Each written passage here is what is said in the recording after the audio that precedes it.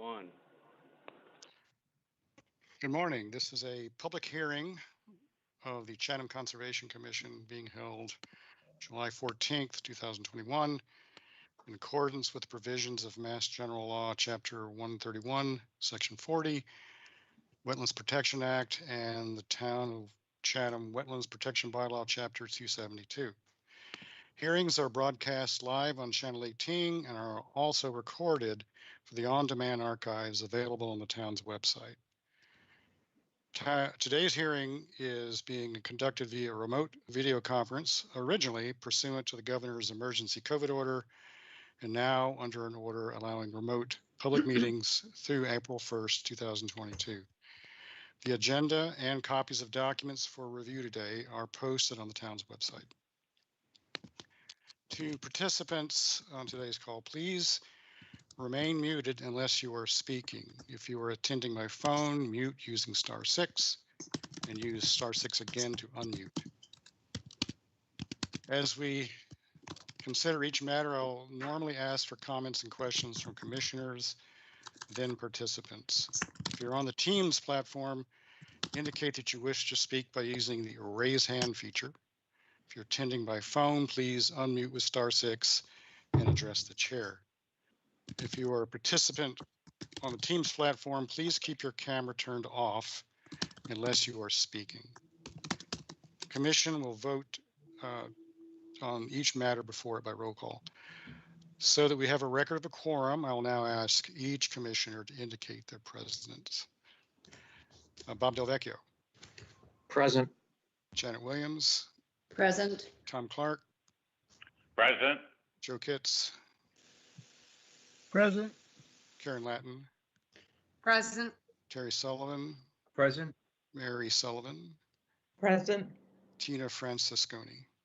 Present. Okay, we have everyone here today.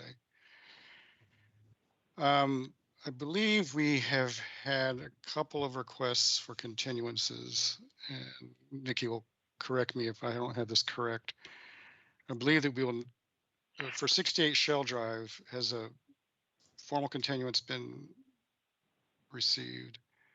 Yes, for August 11th, but zoning is not being heard till August 12th, I believe I saw. So we'll probably get another continuance on that one to be after zoning. Right, but Chair, this is Bill Riley. Yes, Bill. On with regard to 68 Shell, we'd like to be continued to the 28th of this month. All right. On 68 Shell, so that we're going to have a reduced footprint of the building. There can be changes in the amount of fill being brought onto the property, and there'll be some minor changes in the planting. So I would like to get it in front of the commission. So I'm confused because zoning sent me a thing that said that you weren't being heard by them until the August 12th. That's correct. But the if things go well with us on the 28th, presumably you could write the order of conditions on the August work session. All right, that's fine with me. That's our hope, anyway. That's our hope. But the main point right now, I'm just trying to figure out how, if you won't be presenting anything today, so if anyone's here to hear about it, they won't be they won't be hearing it. That's correct. Okay. That's correct. We just want to confirm. Confirm. We had a team meeting last night, and we decided that we prefer to be on the 28th. If it's so, you either you will need to send Nikki something that formally requests that, of course. And similarly, I don't believe we're going to hear 305 Main Street today. Correct. Okay. And I don't know. I think that's all that we won't be hearing today. All right. I'll send an email to Nikki as soon as the meeting's over. All right. So. Do we have a date for 305 Main Street? It'll be 9/22, so we'll vote on that when it comes up on the agenda. Right. Thank you.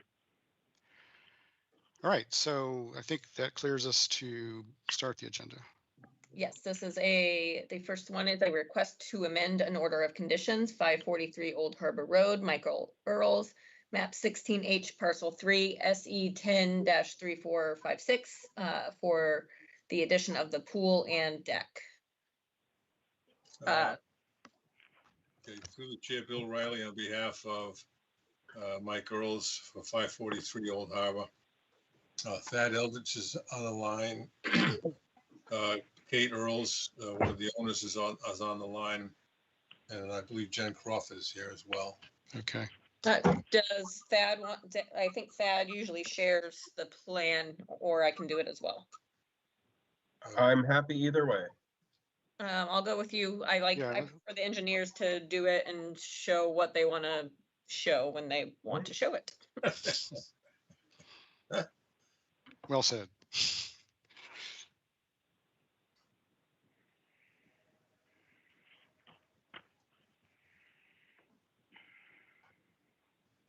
Okay, so what is that then? Okay, so we have the existing conditions. This is the as-built of what's been constructed, including the septic system upgrade, the building. So the proposed pool, as many of you may recall, we proposed a pool to begin with. Everything was delayed because of COVID, and in order to get started on the project, we pulled the pool with the anticipation of coming back, and here we are. The original pool was a 20 by 40. This is a 15 by 30. The deck has also been reduced in area. And then there's a post conditions of the site. We have more than ample mitigation. Jen Crawford is on the line to talk about the removal of knotweed as additional mitigation for the pool. And if there are any questions, I'd be happy to answer them. I think I think we should hear everyone from your team first. Sure. Can you blow that up a little bit? This is Jen Crawford from Crawford Land Management. So nothing changed with my proposed mitigation plan from what I originally, what we originally discussed last time. Nikki had requested that the previous mitigation from the original version of the order be added to my plan. So I have done that. I did not submit it to you, but I have done it. And that piece and that request has been taken care of. And I think really it was, from the last hearing, it seemed as though the size of the pool was one of the things that needed to be addressed. So we've done that. And if I'm missing anything, please let me know and I'm happy to address it. I just wanted to point out that the Susan Sangiolo plan did incorporate what Crawford Land Management is planning. And this is more of a logistic question, but who's actually doing the work? Is it Crawford that's doing the work? We would be doing, to my knowledge, we would be doing what is proposed with this amended order. So the knotweed area and the restoration of that area, unless Kate chimes in and tells me otherwise. So for phase 2, the sum total of the mitigation involves the knotweed removal? Yes, the mitigation proposed with this amendment process is around 2,500 square feet. The original order of conditions, the mitigation that was originally proposed for the pool that you saw the first time remained in the permit. And so it actually, you received square footage for the pool already, and you're getting it again with the amendment. All right, I'm looking over my notes from the last hearing as to the things that we were hoping we would receive. And yes, we do have a plan that shows the Sangiolo and Crawford mitigation in 1. It doesn't show the pool though, oddly, that plan, which did confuse me. My plan does show the pool, so you'll have a record copy of that. Oh, so this is the plan that that Yeah. you have completed, but then I have submitted. Okay, yeah, we Yep. would definitely want to see that. Yep. Um, Yep. Okay, then I think that we were asking about, and anybody else in the commission could chime in if I'm forgetting anything, because this was sort of before my time as chair, that I think we were looking for calculations, coverage calculations for the pool itself, separate from calculations for the whole project. I think, Janet, this is something Yep, you asked for. we did. We asked for the coverage calculations for the pool and deck area. Right. Thad, can you provide that? Yes, certainly. So the pool and deck area increase, it's taking out 1,600 square feet of landscape and lawn. And there's a pervious hardscape of 1140 with a pool hardscape of 450 square feet. So that's on sheet 2. Okay. So the 1140, I'm just sorry, 1140 is the deck that, or is that the combination? That's just the deck. That would be the deck, and then the 450 square feet would be the pool. So it comes to 16. Got it. Yes. All right. And that's reflected in the checklist table format above, and then the more drawn out format that I put on my plans. Now, there was something submitted that shows something called option 3. And I didn't understand it at all. It's a hand-drawn map. I believe this is. I had questions about that. I didn't post it on the website. I don't think it was really something that, I think it was more of a, Thad, correct me obviously, but I think it was between, contractors on possible options is what I gathered. But it did get emailed to me, so I did put it in the Dropbox, but I didn't think it was relevant to put on the website. And I'm not sure, was that one that Susan submitted? Yeah, it was hand drawn, option 3 of where to put the pool, that kind of thing. So I think it was maybe stuff that was emailed between the two of you that I received, but. So can we assume that that's not part of your official submission, or not intended to be? Not intended to be, thank you. Yeah, and they were not submitted in the official submittal package. So that's why I did not put them on Okay, all right. the website. Okay, so I think by my count, we've actually addressed this particular property about 10 times over the last year and a half. So it has gone on a very long time. And I think before we open it up to questions commissioners, we do have at least one abutter letter, a new one. I think it's from Mr. Larson, which did ask a number of questions that seem to be focused on conservation issues. So I would recommend that we read that letter and then ask for the applicant's representatives to respond to it, and then we can open up to questions from commissioners. And just to be clear, you want me to read the entire? And it's always an issue. I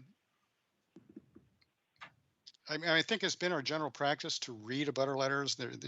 It's something that does take a lot of time, but I think in this particular case, given the amount of interest in this project from abutters, I think we should read this letter. All right, this letter is from Dick Larson regarding the swimming pool and deck at 543 Old Harbor Road.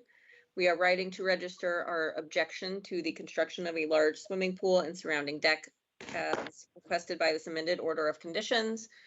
My wife Harriet and I own the property at 517 Old Harbor Road and are closest abutters to the pool and deck. We previously filed a letter on June 9th stating our objections to the pool.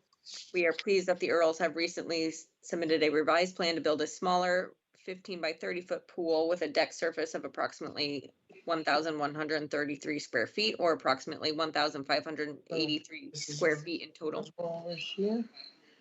This is a reduction from the initially proposed 2,000 square foot footprint. Attorney William Riley at the last Conservation Commission hearing assured the group that this house is being built as a personal residence for the Earls. Although a smaller pool and deck is welcome concession by the Earls, it begs the question as to why a pool and deck should be allowed in the wetlands and floodplain. Just to clarify, the pool is not actually in the wetlands. It's in wetland buffer zone. As you know, the Wetlands Protection Act, Chapter 131, Section 40 protects wetlands and the public interest they serve, including flood control, prevention of pollution, storm damage, and protection of public and private water supplies, groundwater supply, fisheries, land containing shellfish, and wildlife habitat. The regulations promulgated by the Town of Chatham Conservation Commission provides for a public review and decision-making process to ensure the protection of the following interests, among others, i.e. flood control and wildlife habitat. The building on this property, 543 Old Harbor Road, is partially within the no disturb zone of 50 feet from the wetlands and entirely within the 100-foot buffer zone. Is a large structure consisting of 5,407 square feet. Add this to the existing encroachment, although permitted as an existing structure on the protected wetlands area, the proposed swimming pool and deck will claim an additional 1,583 square feet. I do not know the square footage of the buffer zone on this property, but from the drawings, this building, deck, and swimming pool is not an insignificant percentage. It is my understanding that the Earls are required to build the structure within the existing footprint of the prior structure. The purpose of protecting wetlands is to provide a sanctioned system sanctuary for wildlife. I do not understand how this plan to construct a large swimming pool and deck is protecting this wetland and floodplain. I would submit that the Conservation Commission has within its jurisdiction the ability to preclude or limit any construction that would adversely affect the wetlands or floodplain where the construction occurs within the buffer zone or floodplain. The building and proposed swimming pool and deck are also entirely within a designated AE floodplain zone. See FEMA floodplain map 25001C0629J. The protective bylaw of the Town of Chatham, beginning on page 33, provides the rules regarding the floodplain district. Section 5, beginning on page 33, prohibits certain defined uses and activities within the VE zone. These include addition, alteration, or reconstruction of an existing structure that results in an increase in building footprint, repair of a substantially damaged existing structure, which results in an increase in building footprint, any increase in impervious surface on a residential lot. This may include, but is not limited to, swimming pools, tennis, basketball courts, and retaining walls. For functionally independent projects allowed in the VE zone, impervious surfaces accessory to the use are allowed, provided a Massachusetts registered civil engineer certifies in writing that the impervious section for overlay regulations floodplain district attested to the 1936 surface will not increase in wave run-up, a deflection or channelization of floodwaters, or an increase in the velocity of flow. We would submit that the addition of a 1,500 square foot pool and deck is attached to the existing deck and house significantly increases the footprint of that building, thus violating paragraph A above. The primary access to the pool and deck is through a doorway from the kitchen family room onto the existing new deck and then to the proposed deck, providing additional sitting areas and a table and chairs for entertaining. The proposed swimming pool and deck are not located in a separate area on the lot as envisioned in paragraph C, but are part of the new structure. Even if one could argue that decking should not be considered part of the structure, is this still true where the deck surrounds a massive structure such as a gunite swimming pool? The most recently submitted plans show the bottom of the swimming pool to be below ground level and a small portion of the pool is also to be below ground level. The elevation of the deck is 11.5, whereas the floodplain is 14 feet. We have a friend who makes boats out of concrete. I don't know what's relevant. When the autumn and winter storms come, the pool will most likely be empty, and if flooding is severe enough, I would suspect that the pool may float and potentially cause damage to the wetlands and perhaps surrounding property. Since the bottom of the pool is below ground level, I can only question whether it's impervious or would cause a deflection of channelization of floodwaters. One should also note that the plans submitted state the final engineering for the underdrain and pool are to be completed by others, given the fact the swimming pool are prohibited under paragraph C unless registered by a civil engineer, and the swimming pool design is not provided to the Conservation Commission on these critical points. How can the commission approve the plan without these facts and written attestation? The law places the burden of proof upon the applicant, who should provide the necessary information to meet the exception for the prohibition on building swimming pools in a VE zone of the floodplain. I would suggest that the commission members review the photos contained at the comment letter from Nils Ball showing that the flooding from the nor'easter storm in March 2018 at the cow yard across the street from this property, as well as the flooding of the area in the rear of the house itself. The nor'easter was not a hurricane and only had a surge of 8.5 feet. If the commission were to protect the wetlands, is here to protect the wetlands and areas within the floodplains, I urge them to reject this plan. I would submit that the Conservation Commission should not establish a precedent to permit the construction of above ground pools and decks in the wetlands or AE floodplain. Just a comment, we don't really set precedents. Every project is reviewed on its own. And also I do want to mention that Nils did submit something at 11:45 last night, so it has not been submitted to the commission. I haven't had a chance to review it. That's way too close to meeting time for us to even consider that at this point. Yes, I agree. So, Mr. Chair, this is Bill Riley. yes, Bill. So Mr. Larson's letter, of course, is replete with misstatements and errors. First of all, he spends a lot of time quoting the zoning bylaw, apparently ignoring the fact that the zoning board of appeals has approved a pool in this location, actually a pool that's slightly larger because it was the original design.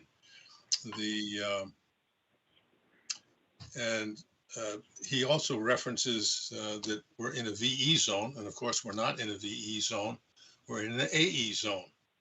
And so an AE zone is what's called, subject to Nikki's comments, of course, if I'm wrong, it's a still water flood. So there are no strong currents or large waves as opposed to a VE zone, and even as opposed to an AO zone, an overwash zone. So most of the statements he's made are completely incorrect. With regard to his friend who builds concrete boats, they don't empty pools in the winter anymore. They leave them full and covered, and that's what the Earls intend to do. So, assuming for a moment that there would be enough flood water, because so the funny thing is here, we're as he noted, we're the top of the pool is below the 100-year flood elevation. So I don't know how, in the worst case scenario, where the floodwaters are over the top of the pool, that somehow the pool is going to float. I mean, it's just ridiculous on its face, and kind of an insult to the intelligence of everybody on this hearing today. So since there's little to get from Mr. Larson's letter that was accurate or a statement that made any sense in the conservation context, we have provided, with our initial plan, we provided mitigation for the pool as originally designed. And so in addition to that, we're now providing the knotweed control that Jen Crawford has pointed out. So,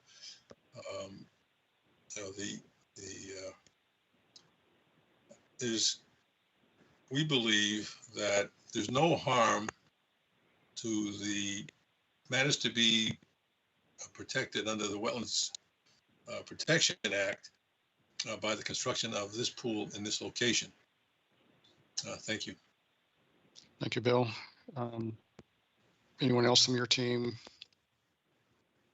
in rebuttal? Thad, do you have anything?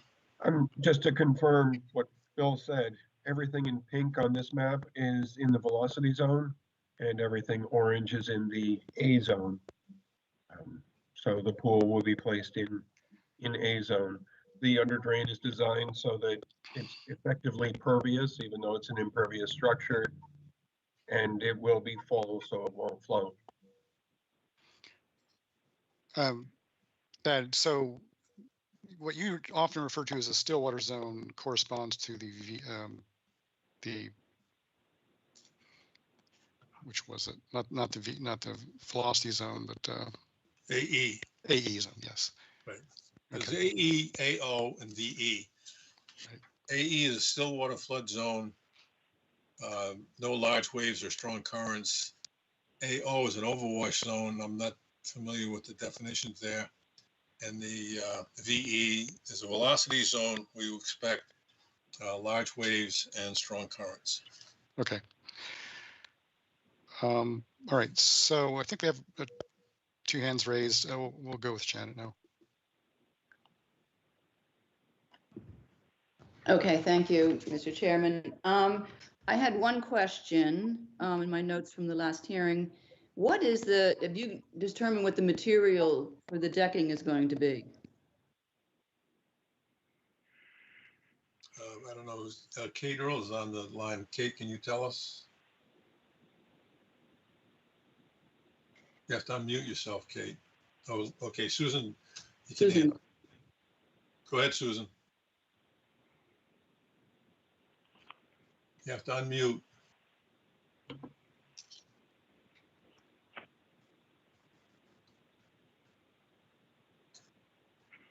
Susan, you have to unmute if you want to speak.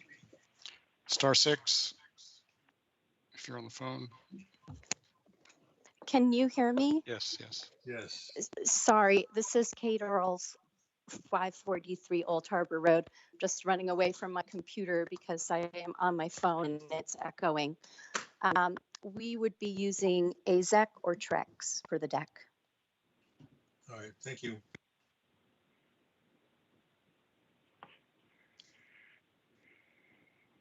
Looks like maybe Janet is frozen. I think so. While we wait for her to come back, I see that Terry has his hand raised. Yeah, I just had a question, Bob, just before, maybe it's procedural, but have we opened this up to comment yet? Because I had some questions we read the letter, and I'm new, so I just want, and we've already got comments on the letter. Yeah, we had comments, we had a response from the applicant's team, and now we're asking commissioners for questions. Okay, all right. And Janet I think Janet's, are you back, Janet? I'm back. Okay. Yeah. Sorry about that. I just lost my connection. Yeah. Why don't you go ahead and finish, then we'll come. If that's what your question was, Terry. It was. I was waiting to ask some questions, but okay. Put your hand back. Your hands up. So after Janet, we'll get to you. So I guess I went out just as Susan was unmuting to answer the question about the decking material. This Trex or AZEC. AZEC. Okay. And that's it. I have some comments, but I'll hold off and wait until other questions are asked. Okay. You're up, Terry. Well, I guess my question is that this pool is in the 50 to 100 buffer zone from the conservation commission, from the wetland, and it's also in the flood zone. But my main question is it's within 50 to 100 from the wetland, right? Correct. Correct. Okay, and basically it's a quid pro quo in that area with what we want to give, what it's a give and take on that area versus relative to the letter that was sent versus we have the authority to say you can't do anything. Right? I'm not sure if I understand your question. Within 50 feet, basically you're not to do you're limited on what you can do. Within 50 to 100, it's basically, we have to make up mitigation for what is being proposed. Mr. Chair, Bill Riley, I wish that were the case, Terry. The reality is that the commission has authority, happily rarely exercised, that things in the 50 to 100, or even, believe it or not, even outside the 100, if they were determined to be harmful to the interests protected by the act, such as some sort of danger to wetland vegetation, or a freshwater body or something of that nature, the project could be denied. But Yes, we've worked out a system here in Chatham where the commission, if they won't see that kind of harm, allows the applicant to propose mitigation to balance off, the use of the land under their jurisdiction. Thank you. yes, thank you, Bill. Yeah, I think that's in very broad terms, Terry, that's the way it works. So from the 50 to 100, we have to look at the project as a whole to figure out whether or not the overall impact on the resource area is positive or negative. So, yes. You have another question? No, that's it. All right. Are there any other questions from commissioners while we're in that vein? I have a couple. Okay, go Tom. Just wanted to confirm a few things. I noticed that I was wondering if the home, including the historical parts, were all going to be FEMA compliant. And the reason I'm asking that is the only place, as you noted earlier, Bob, the only place it seems to mention that is note number 2 of the planting plan, which is not where we usually find statements about FEMA compliance. Mr. Chair, Bill Riley, the building's located in an AE zone under the Massachusetts Building Code.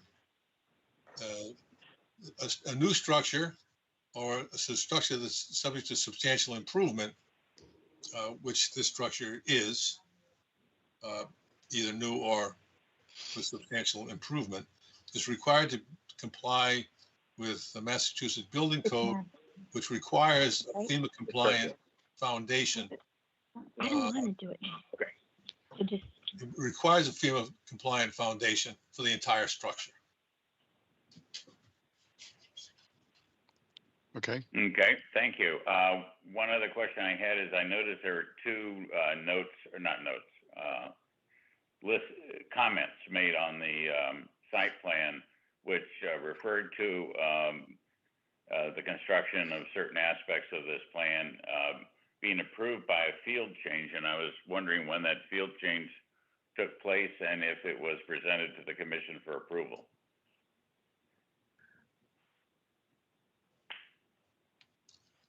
Does anybody know?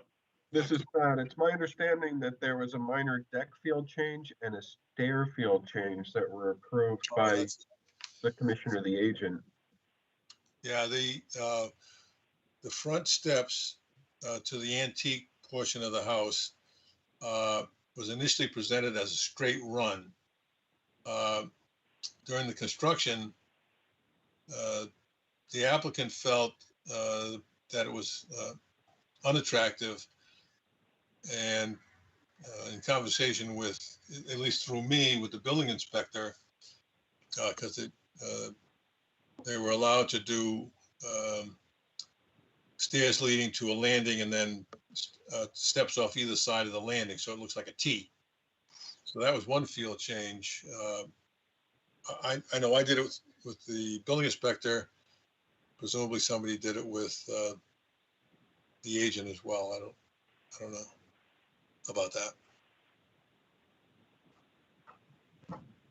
Do we have any record that our agent was involved in that decision? I'm just curious. I'm just trying to figure out what happened and when, that's all. So I believe I did the, You have to identify yourself. sorry, this is Nikki.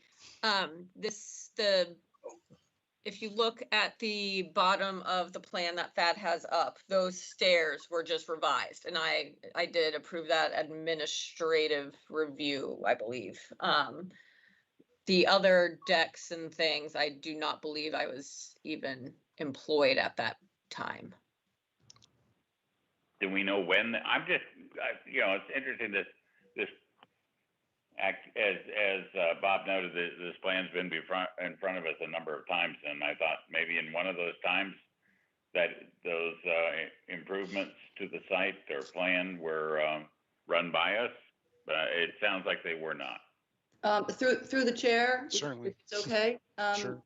This, just to note that, yes, this has been before us many times. We did approve the house and a couple of changes to it. I know that Callie approved a couple of field changes back in the fall when the house was being constructed, and the house is now fully constructed.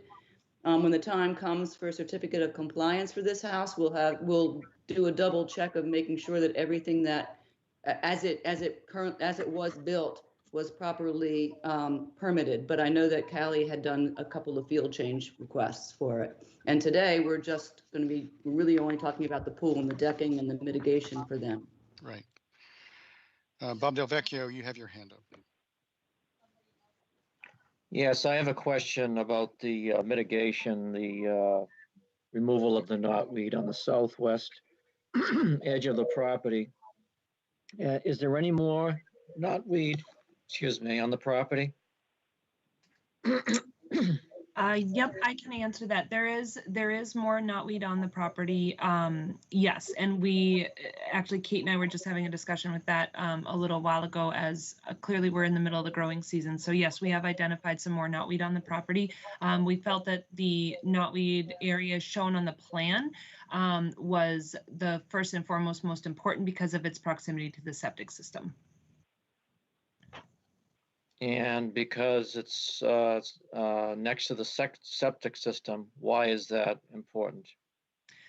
Because knotweed has a very deep root system, and with septic systems, for the proper function of the system, we want to try and keep as much root material from growing, deep rooted material from growing into the septic system as possible, which is why septic systems are typically have either some sort of turf or forbs and grasses, fibrous root systems with perennial types of species growing over them, and it's never advised to plant shrubs or trees over your septic system.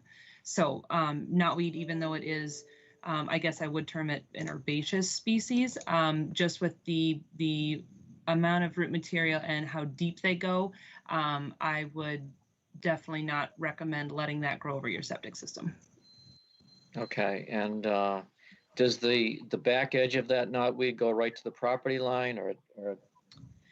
So the area shown on the plan in terms of from where you're seeing it, the edge of it closest to the house towards the back of it, so to speak, towards the neighbor's driveway, that should cover the depth of the area, so to speak. The knotweed does continue a little bit onto the existing septic system, but it's outside of jurisdiction, so we didn't show it on the plan, but we would intend to be able to complete the same treatment process there. And other than that, there's no other knotweed along like the west side or the north side? There is some more knotweed on the property. It's just not adjacent to the septic system. Right. So we didn't propose it at this time as part of the mitigation package, but we may very well come back to you in the future and ask to be able to have permission to eradicate it. Okay. Okay, that's all I had. Thank you. Yep. Just to finish up, Commissioners, Janet, oops, is your hand still raised?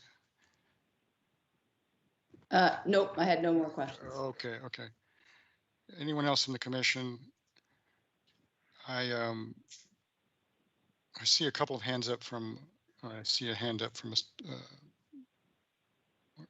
from a butter, I think. Rosamund Vol, would you like to say something?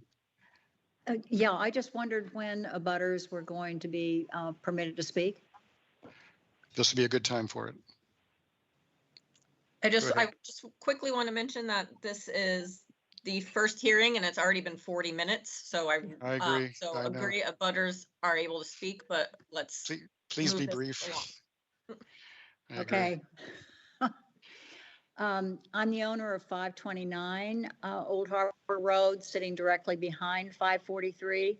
And I just want to emphasize that this is an area that has had wonderful natural attributes and an abundance of wildlife until recently. When we first bought the property, we could literally not see another house even in the winter. And that wetlands has been crucial to the wildlife that we see much less of. I guess what I wanted to say is that I know Chatham is changing. Its rural village character is giving way to suburbanization with far less open space, far fewer natural habitats, more lawn service, irrigation systems, lawn chemicals, pesticides, tree toppings, tree removals, swimming pools, and big houses with all the amenities. The house named Puddleby that preceded the one underway at 543 was built many years ago in a wetlands, and the new one closely follows that footprint, as you've discussed. It's already a major encroachment on the wetlands, and an additional above-ground pool and large deck structure is proposed sitting just outside the 50-foot zone and within the 100-foot buffer. What does this mean to others who want to build in sensitive areas, and what precedent does this create? And I know you said you look at every individual situation, but you approve something that is clearly impactful, and other people are going to do it. So Chatham is vulnerable to storms and rising waters and the impacts of climate change. It's also vulnerable to other kinds of human impact that are destroying core attributes of this wonderful place. I fervently hope the Conservation Commission and other town agencies will withstand the pressures of new summer residents and those who assist them, who are eager to create idyllic suburban retreats in precious and vulnerable natural areas. Thank you very much. Thank you. We have another hand raised from Mr. Vol. If you could please also be as brief as you can. Thank you. Nikki, I apologize that I sent it in late. I was under the impression that we could send stuff in by the morning. The previous agent said that we could do that, but I'll keep it moving. There's a lot I would like to say, but like I said, I'll keep things moving. Basically, we want a plan that's going to protect the wetland on this property and the adjacent properties, and is consistent with the protection of the wetlands and the wetland buffers across Chatham. And we believe the proposal presented today does not do that. We cannot support a plan that sets a precedent for more construction in wetlands elsewhere. And I guess there are three big concerns. First of all, does a house's buffer footprint matter? This house is completely within the protective buffer. It has over Sorry, 20 we're not talking about the house. We're talking about the okay. pool. Well, so I should say, does it matter as in if you compare this house to every other pool that is built next to a house that has a pool next to it, next to an inland wetland, this house has an outsized footprint, meaning how much more can this wetland buffer take? I mean, there's 7,000 square feet of building and structure already. So you're adding more to that. You're getting rid of 1,600 more feet of lawn. So that's just a question. Does it matter, or do you get to start over? And again, there's only two other houses that are located inside that have pools next to them that are located inside the 50-foot NDZ. That's 11 Crisscross Lane and 102 Cedar Street. And each of those houses just has a little bit of the house within the 50-foot zone. This has 1,770 square feet of house. The second thing is, I mentioned this in the first meeting, does this above ground pool, doesn't meet the performance standards. It reduces the ability of the resource to serve as a wildlife habitat and migration corridor. I don't understand how, unless you've got frogs that are ninjas, they're going to climb over this thing. It's a 5-foot high structure with a 3-foot fence around it. Again, what's the precedent there? Are we going to have wetlands that are filled with these kind of above ground pools? I don't think that's a good precedent. And the last concern is with the mitigation. This proposed knotweed mitigation is outside the 100-foot buffer. It does not address the resource that's being impacted by new construction. There's knotweed in many places on the property, having visited the property. Knotweed is in the wetland. It's as well as behind the wetland where it's approaching our property. It's along the western portion of the lawn. It's outside the proposed mitigation area and near the driveway. What guarantee is there that the knotweed mitigation will be permanent? Are there other areas of knotweed mitigation that would have a greater conservation impact? This mitigation plan seems like a classic example of soft mitigation in exchange for hard construction. That is, the plantings may not be permanent, but the pool and the deck will be. So knotweed's a major problem, but using it as mitigation for permanent construction in resource areas seems like a dangerous route. There's a huge, endless supply of knotweed in Chatham. It keeps growing, but wetland buffers are more and more scarce. Are lawyers going to advise their clients to hold off on trying to get rid of that knotweed because you can use it in exchange for building in resource areas? I mean, I could see that happening. And it seems like mitigation can turn into a situation that it becomes, if a developer pays enough for mitigation, then they're allowed to build in a conservation area that would otherwise be protected. And we cannot support that. Lastly, while I don't doubt that glyphosate can be used responsibly, I am concerned about a section of knotweed that is that large being treated with glyphosate over an aquifer that feeds into our neighbor's well water. That's quite different than spot treating small areas of knotweed. So we just ask that the Conservation Commission follow the Chatham Wetlands Protection Bylaw and the Massachusetts Wetlands Protection Act and protect this bordering vegetated wetland and associated buffer. We know that this proposed deck and pool will be here for decades to come and will be part of the land and the neighborhood for decades to come. Once you get rid of the buffer, which is more and more scarce, it's not coming back. Thank you. Thank you, Mr. Vol. Okay, I think that's the end of the comments from abutters. Janet, you said you wanted to return for more commentary. Yes. Thank you, Mr. Chairman. I just wanted to, I've been listening to the various comments from the abutters, and I just had a couple of thoughts that kind of try to wrap this whole thing up, because we have been considering this project in one way or another for about a year and a half. So we have looked at it carefully. It has changed, and the part of the reasons that it has changed over time have to do with the efforts to protect the adjacent wetland. So the original proposal, as everybody might remember, had the pool in a different location, and in response to concerns of abutters and the commission, the pool was brought in to be adjacent to the house. So it's as tucked into the house as it possibly can be. And then it was shrunken in size. And so as Mr. Volley and Mr. Larson both noted, we have to, there's no prohibition against building pools in floodplains or in buffer zones. And so what we have to do is look at the performance standards. And this particular pool and deck have been specifically designed to address, it seems to me, the performance standards of the flood zone by creating the crushed stone and under drains under it, so that it does not act as a barrier to the ability of the land to absorb flood water because of that design feature. That also eliminates any possibility that some kind of flood would pull the pool up and out of the ground. It functions from a floodplain perspective very much like a lawn does. So what they've done is they're swapping out turf lawn, which has been there for decades, with this pool with the under drain. And so when I look at the performance standards for the floodplain, I have a hard time seeing that it has any real impact.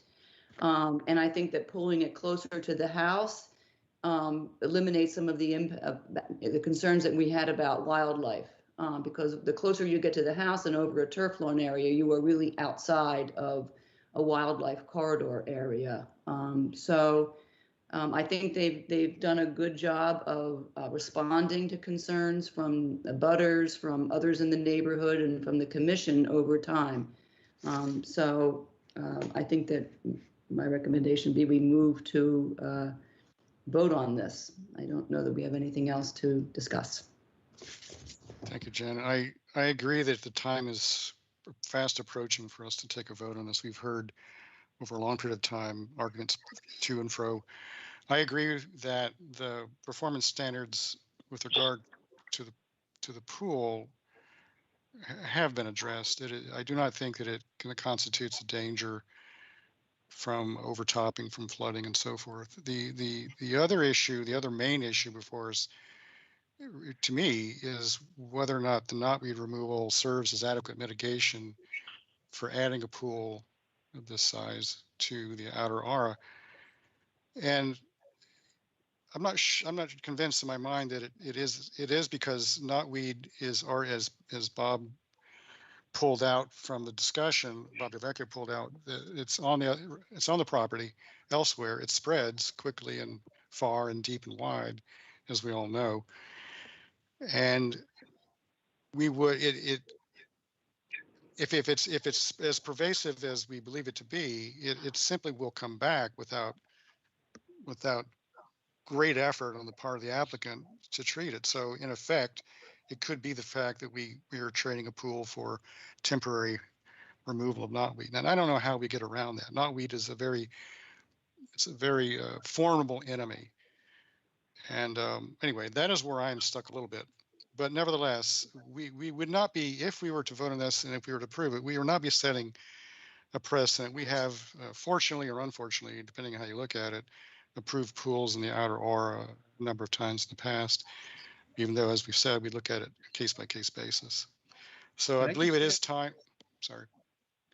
Did Janet make a motion? I'm not. No, she did not make a formal motion, but I believe okay. We're probably approaching that moment. Let's see. Anybody else? Could I add one thing quickly? This is Thad Aldridge. All right. As the first part of mitigation, we eliminated lawn that was adjacent to the wetland and enhanced that buffer. And that is all. Thank you. With the original project for the house. With the original project, we immediately addressed lawn that was completely wrapped around the wetland on the property. No, I agree. And however, this is really a separate project here. I think the mitigation that was performed for the original house doesn't necessarily apply to this application. Well, Mr. Chair, Bill Riley, I think your concern regarding permanence or lack thereof of the knotweed removal is something that can be addressed in the conditions imposed by the commission when they write their order. Give me an example of what you would have in mind there. Well, if you require a planting plan for the replacement plants from Jen Crawford, and 3 or 5 year monitoring to ensure that they take and are not overtaken by the knotweed. Okay. The so chair, I believe the time. Yes. I'd just like to add to that because bearing in mind that the order of conditions for this is almost entirely under the Chatham bylaw because we're in land subject to coastal storm flowage and an outer buffer zone, and there's no state performance standards. So we're not limited to the 3-year monitoring period, and we could, I believe, impose a longer 5-year period for monitoring the knotweed removal and monitor it carefully and require reporting and all of that over a longer period to make sure that the knotweed does not reappear. Okay, good point. All right, so do we have a, I think it's time to take a vote on this. Do we have a motion? I'd like to make a motion that we approve the change so that we approve the field change request of adding a pool and deck.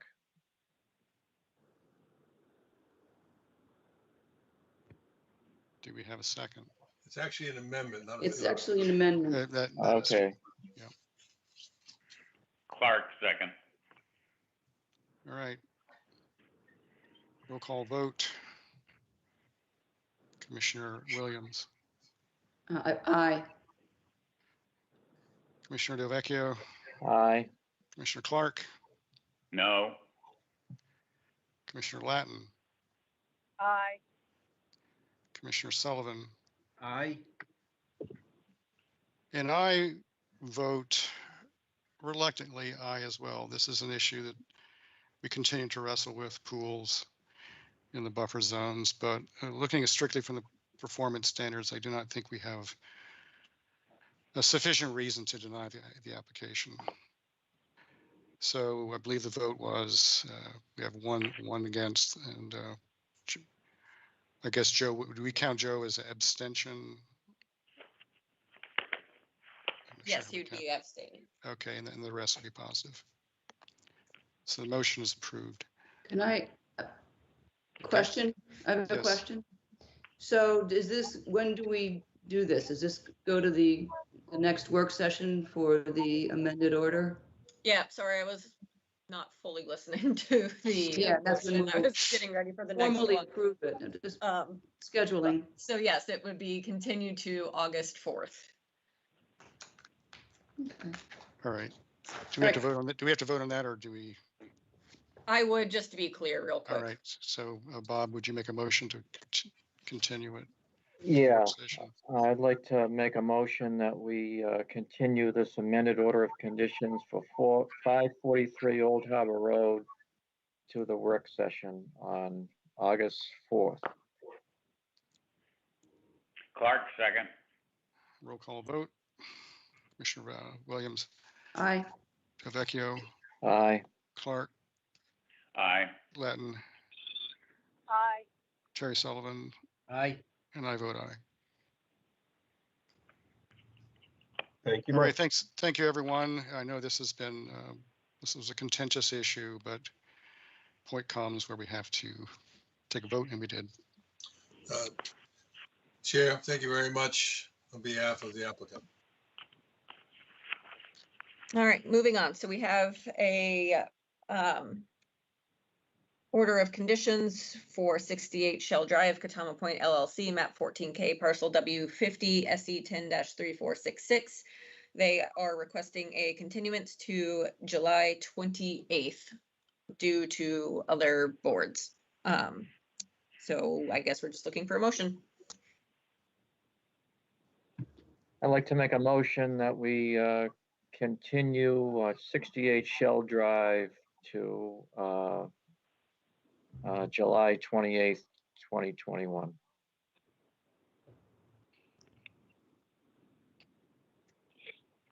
And we're looking for a second. I thought it was August 28th. They spoke briefly earlier. It was going to be August 11th, and then they decided that they could get the plans to us before that, and they believe that zoning will not have an issue with that plan. So it'd be kind of one of those things where I write a letter saying we can approve this with, conditions to zoning. Janet, go ahead. Yeah, I'm just before we take a vote, I'll note that I would object to that date. We've been here before. We have a draft order of conditions. We wrote that letter to zoning and they denied it anyway. And so I would be hesitant to go through that process again until after zoning has resolved their issues, because they have the issues, not us. So. To the chair, Bill Riley. Sure, Bill. The one of the concerns that was expressed by the zoning board had to do with, well, one principal concern was the size of the building, but there was also concern regarding the amount of fill for the driveway. So I would like to be able to present that to the commission so that we can report again, that the commission is prepared to act favorably on the reduced amount of fill. That's why we would like to get in on the 28th.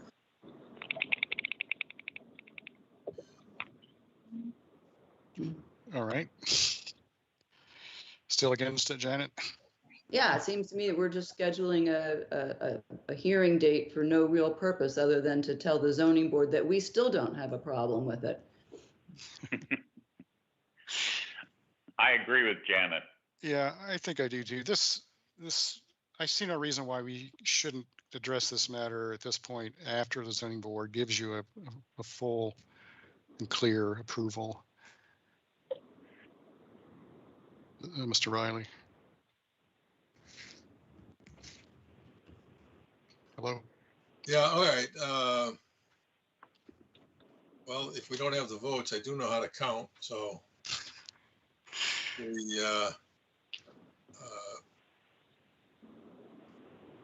all right, we just wanted that one more meeting with you before the zoning board, but if you know, I guess from your I mean, if we, perspective, as as long Janice, as you've approved a larger building with more fill and we're coming back with a smaller building with less fill, and so that right, you wouldn't think that we would have a problem at that point. well, that's true.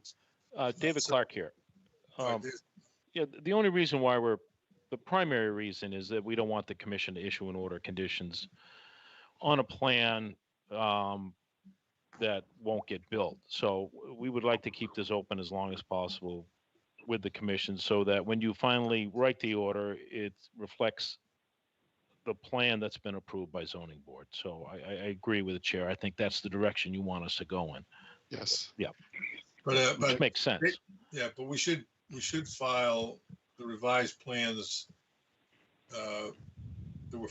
Plans we're filing with zoning should also be filed with conservation simultaneously. That's correct. Yeah. Okay. Thank you. All right. So that would lead us to August 25th because zoning is August 12th. Well, we could call it sort of a pre-Labor Day party. Yes. All We can right. celebrate getting done with this. On behalf of the applicant, we would ask for a continuance to August 25th. Okay. Do we have a motion? I'd like to make a motion that we continue 68 Shell Drive until August 25th, 2021. Clark, second. Right, roll call. Commissioner Williams. Aye. Commissioner DeVecchio. Aye. Commissioner Clark. Aye. Commissioner Latin. Aye. Commissioner Sullivan, Terry Sullivan. Aye. And I vote aye. So that's unanimous. Thank you, Thank you. All right, on Mr. to- Riley. Thank you very on much. to Notices of intent.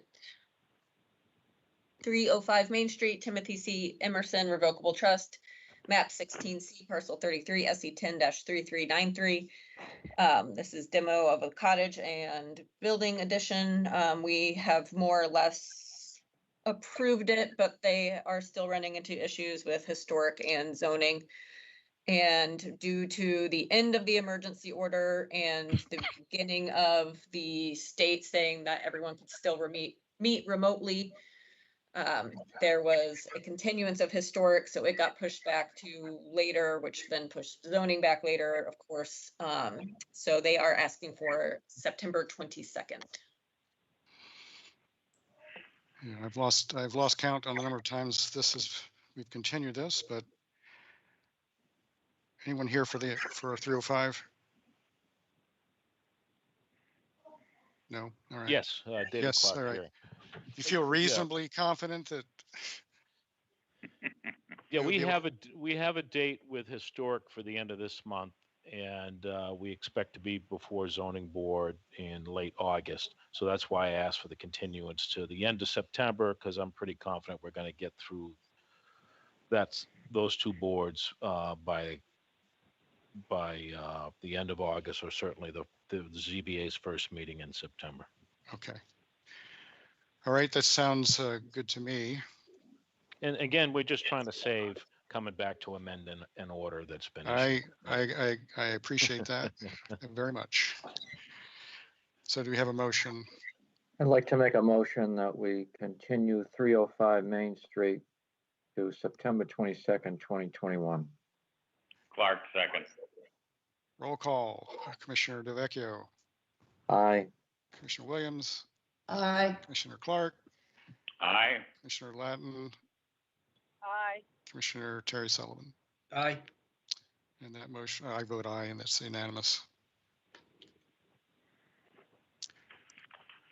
All right, next we have 24 and 2 Salt Pond Road, Edward and Cheryl Acton and Gerald Milden, map 17J, parcels 2 and 4, SC 10-3485.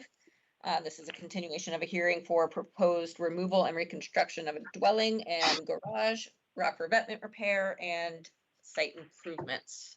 Sean, would you like to, Sean or Seth, would you like to share, or do you want me to? You can share at this point.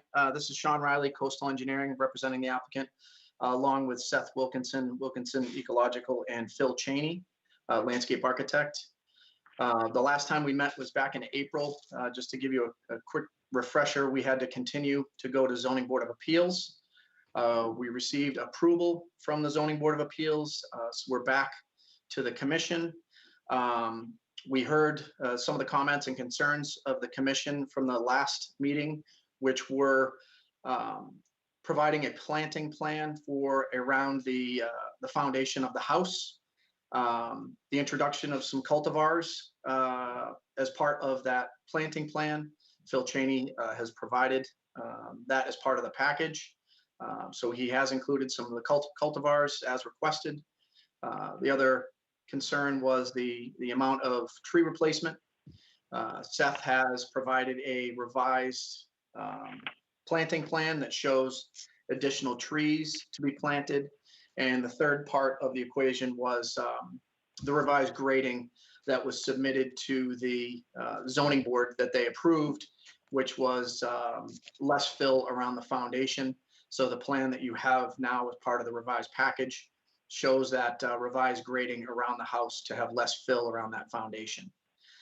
With that, I'll open it up to any questions you may have. All right, thank you. Yeah, let's just go open it up to questions from commissioners. I can start if you want. This is Nikki still. Okay. I had a question about the planting at the top of the coastal bank. It's a lot of herbaceous area and not a lot of thick shrubs.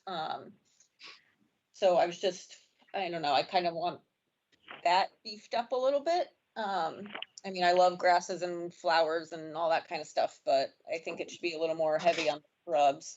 And then how was the herbaceous areas planning to be cared for? So mowing once a year, twice a year. And then as well as adding, I mean, it doesn't necessarily need to be a part of the plan, but at least in the order, the demarcation of the buffer zones. So, or not the buffer zones, the mitigation areas, so that they do not get encroached upon. I can speak to those, Mr. Chairman. Please do. Thank you. For the record, Seth Wilkinson Ecological. Just for perspective, we did increase the percentage of shrubs from the last plan by about 15% since the first time you saw it in this filing. We're trying to preserve the balance of herbaceous and shrubs. It's certainly a valid point, but we find that many of these species over time they're essentially all clonal, and they will spread into the herbaceous areas in just a few years. But we are trying to preserve that dense fibrous plant community, which is best done with herbaceous, in our opinion. And I think that's also noted in the buffer manual from DEP.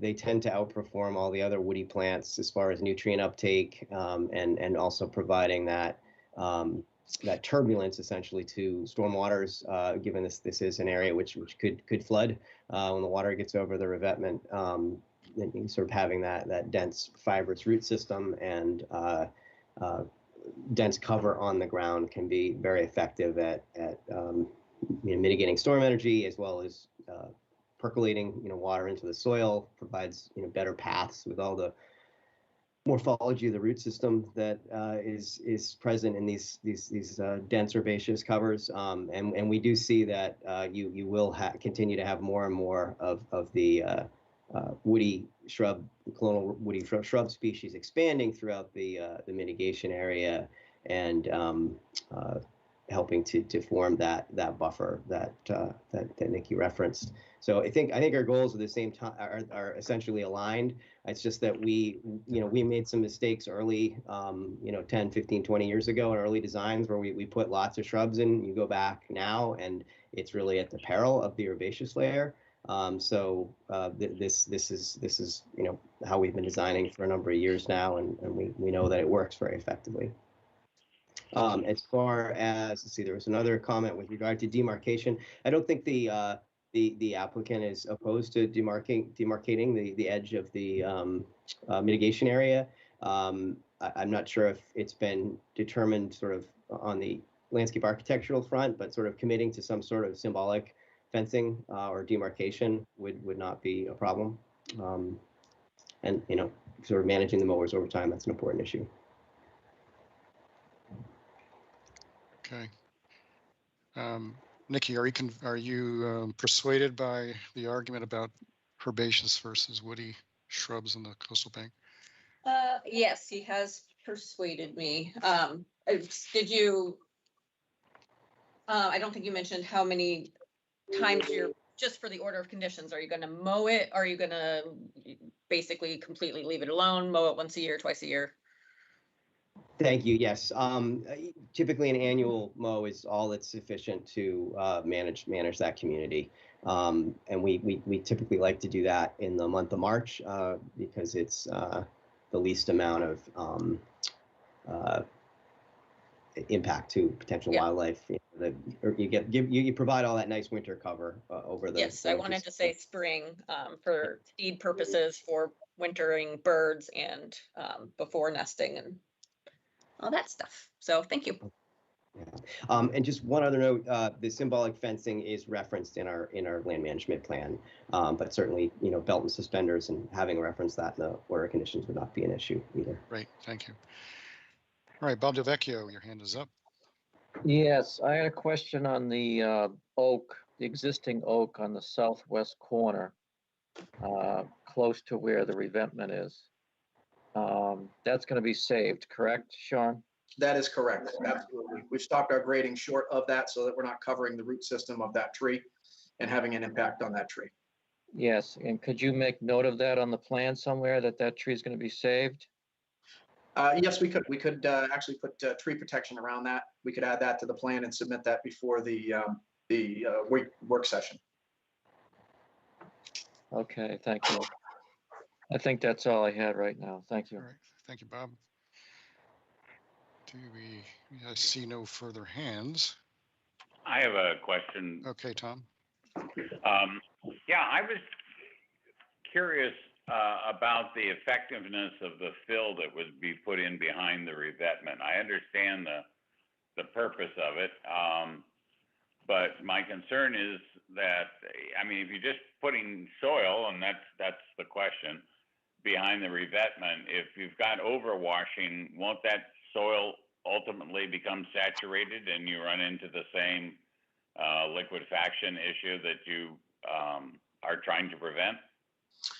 That's a good point. So actually, this is the way that we typically design these, is with a minimum of 2% pitch back over the revetment, so that you don't get that ponding behind the area. As far as the turbulence, as Seth discussed, that's why he has that massive herbaceous material there, that to establish a great root system in that area to dissipate the energy.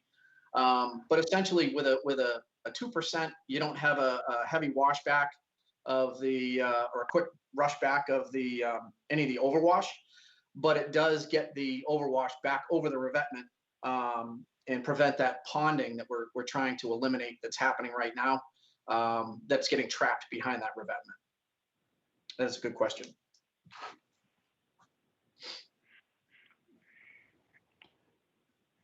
Have you tried this? think you brushed upon it very briefly. Have you tried this at other sites, and has it proved to be successful in the face Absolutely. of Yep. storms? Yep, Quasin Lane, right on the bluff off of Shore Road, as well as on Shore Road. I believe it's 132 Shore Road. We actually picked up to match the landform on both sides, elevated that revetment probably 3 or 4 feet, and then graded back. And I believe Seth was on that project as well. And we established a nice buffer zone that previously didn't exist. I believe the lawn went all the way out to the existing revetment, and we removed that lawn and we established a very similar buffer that's probably pretty well established by now out at that site. And yes, it is very effective. I'm sorry, my question wasn't very clear, but thank you for noting that it's been used elsewhere. Have any of what my concern is, have any of the projects that you've used this strategy on been subjected to a full-throated storm that washed over a revetment and thus proved the validity of your design standard?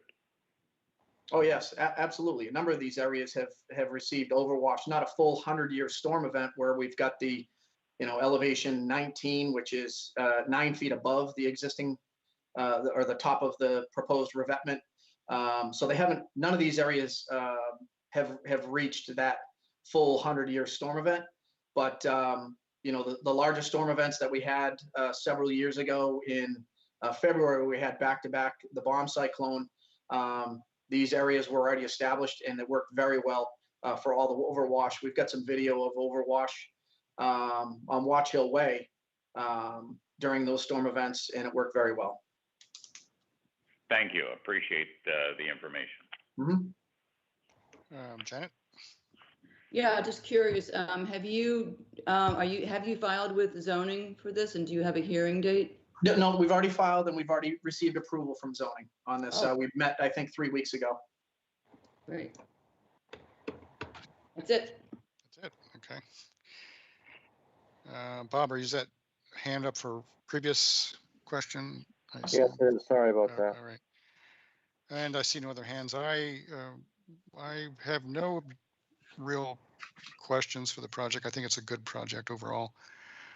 I've never yet seen an application that had a pool that was 7 by 13. That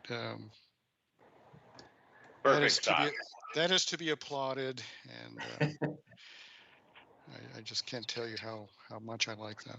And also, I take note of the foundation plantings that are around the house that are, I guess they're primarily, I don't know if they're entirely a native, but it looks to me, not being a plant specialist, that they're primarily native, half and half or something.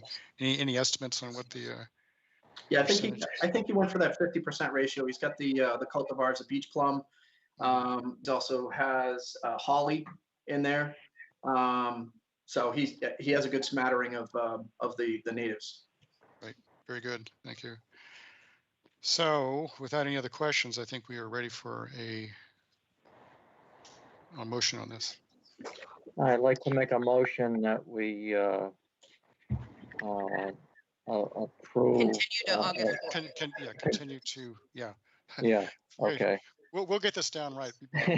Bob and I are both a little bit new to our roles here. Make a motion that we continue 24 and 2 Salt Pond Road to the work session on August 4th, 2021 for an order of conditions. Clark, second. A roll call vote. Commissioner DeVecchio. Aye. Commissioner Williams. Aye. Commissioner Clark. Aye. Commissioner Latin. Aye. Commissioner Sullivan. Aye. Terry Sullivan. And I vote aye as well. That's unanimous. Thank you, everyone. And Thank you. I guess that's it. Thanks Thank a you lot. for your time. Appreciate it. All right, next we have 80 Bridge Street, Stage Harbor Marine, map 14A, parcel 3-10, SE 10-3497. This is for the bulkhead reconstruction.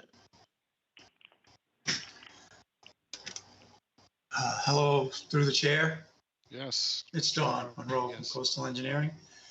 I think we continued this for 3 reasons. One was for an addendum to the project description describing the email that I used to send to Nikki, but formally submitted an addendum in writing as to the 2 different methods we anticipate under installation.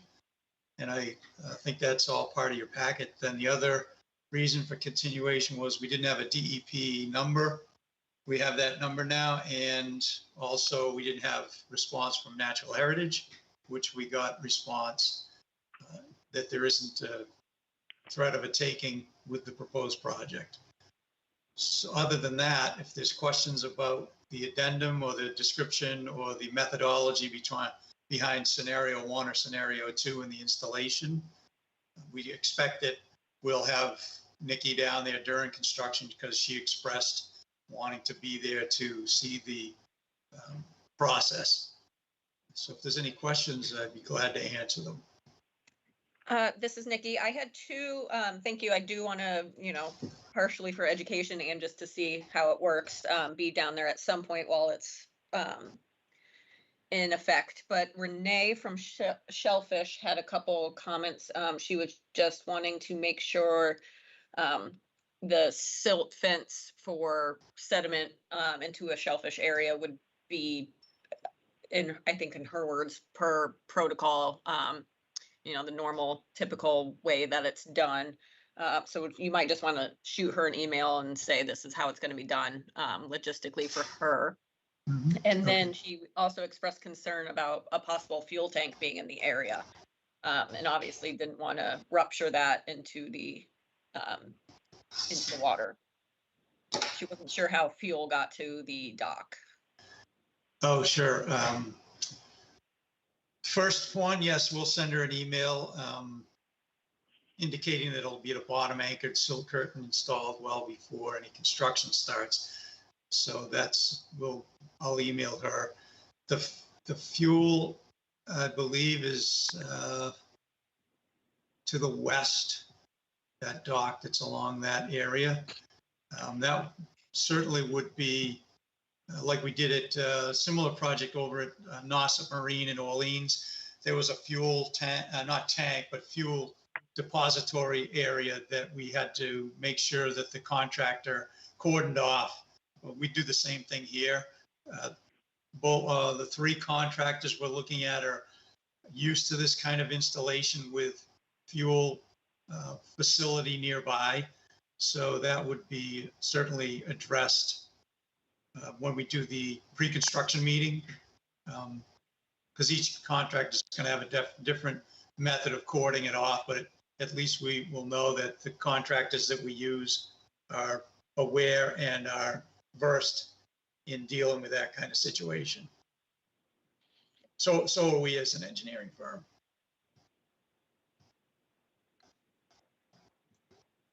All right. All right, that's all I had. Okay.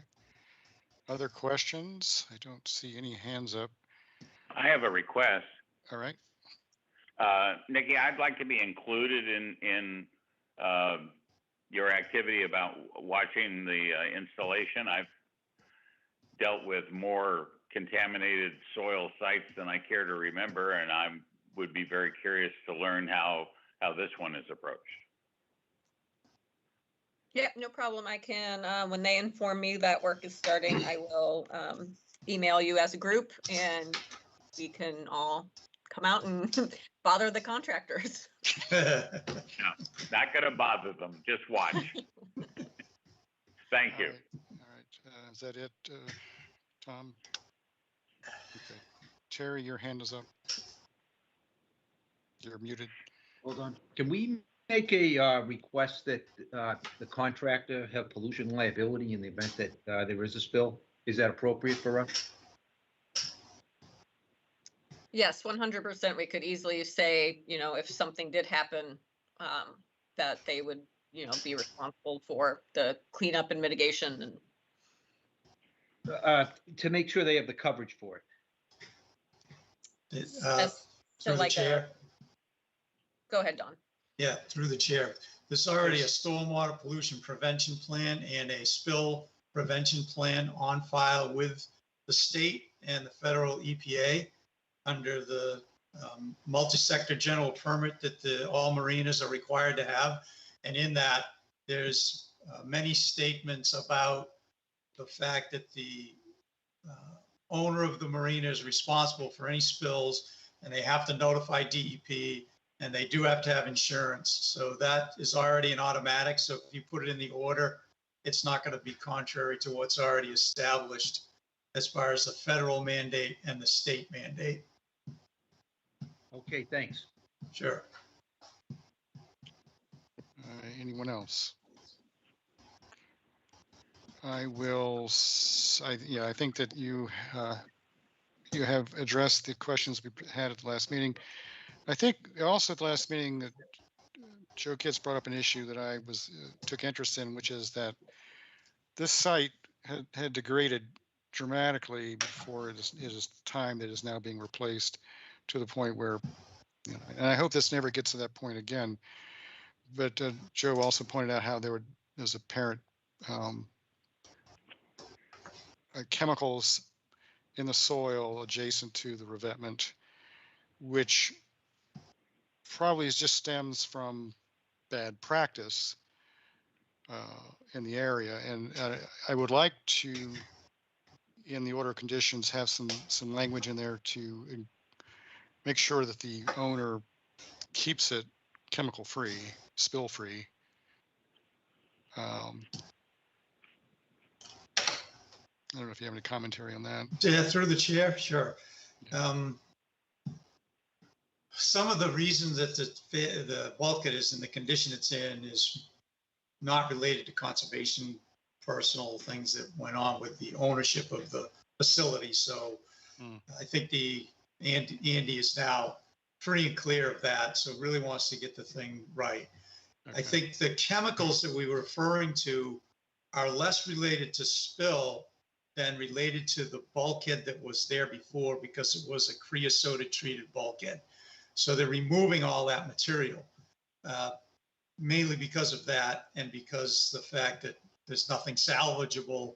So there's no sense in trying to drive sheets in front of this to use it as an addition to whatever we're installing, which is similar to some other bulkheads that are still in good condition relatively, but are meeting their serviceable life.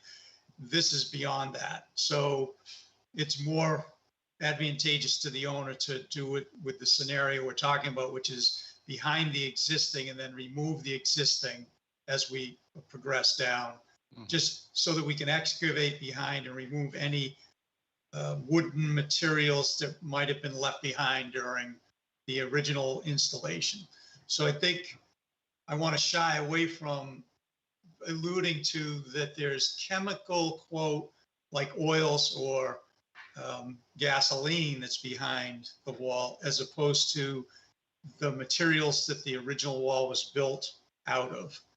So I realize that doesn't answer the question directly, but we'll do the best we can to remove all the materials that are associated with the wall, and a lot of the materials, because we're going to be excavating, will be most likely taken off site and replaced with materials that are cleaner and better suited to the environment.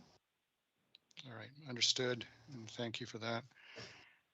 So, Tom?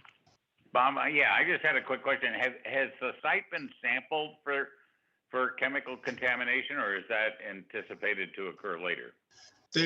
So I don't know how many years ago, when we first came here to do the same project, I think it was about 10 years ago, Tom, there was dredge samples taken out in the area in front of the bulkhead, which indicated some contamination, which is normal to navigational associated facilities because it's dredge material, bottom paints and stuff like that were associated in the sediment.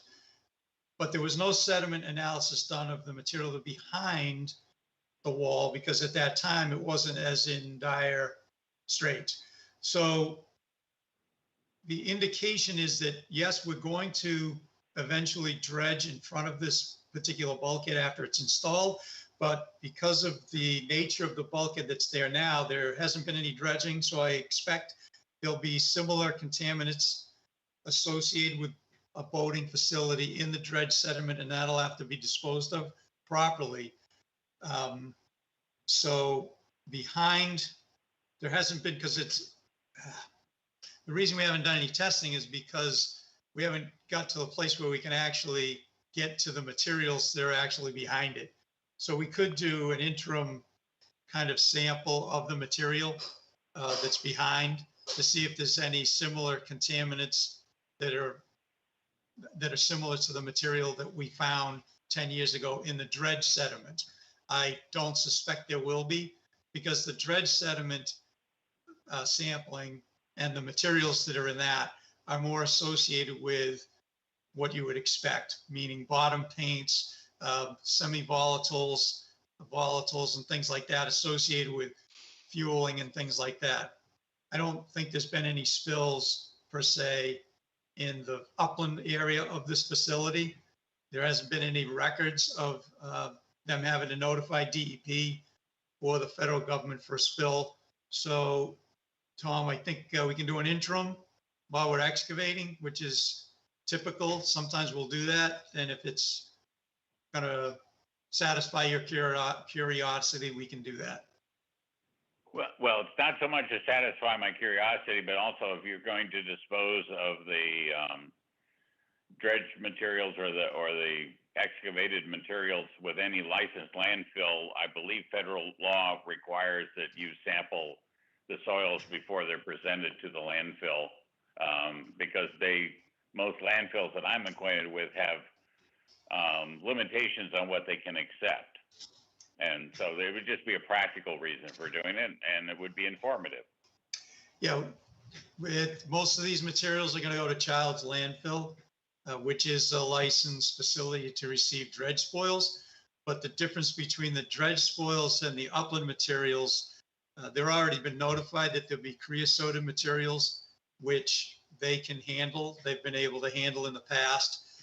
We can sample the sediment to see if there's anything similar to what we found in the dredge spoils if we're going to bring materials to Child's, and they will require us, Child's, to demonstrate that they're either above or below accepted levels. If they're above, then we would obviously have to have a separate permit from the solid waste department at DEP under the 401 and the BUD requirements, because we have to demonstrate that Child's can accept them, but we also are doing our due diligence to indicate where in the Child's facility the materials have to go by that sampling. That's required. So yes, we have another couple of steps before we do the project, and the dredging will come later, and probably have to come back to you folks for the update to the dredging portion of the project. Thank you. That's very informative. Okay. Yes. Welcome. Very helpful explanation. So, no, I see no other hands. I sense that we're ready to make a motion to continue this to a future date. Nikki? That would be August 4th for the work session for the order. All right.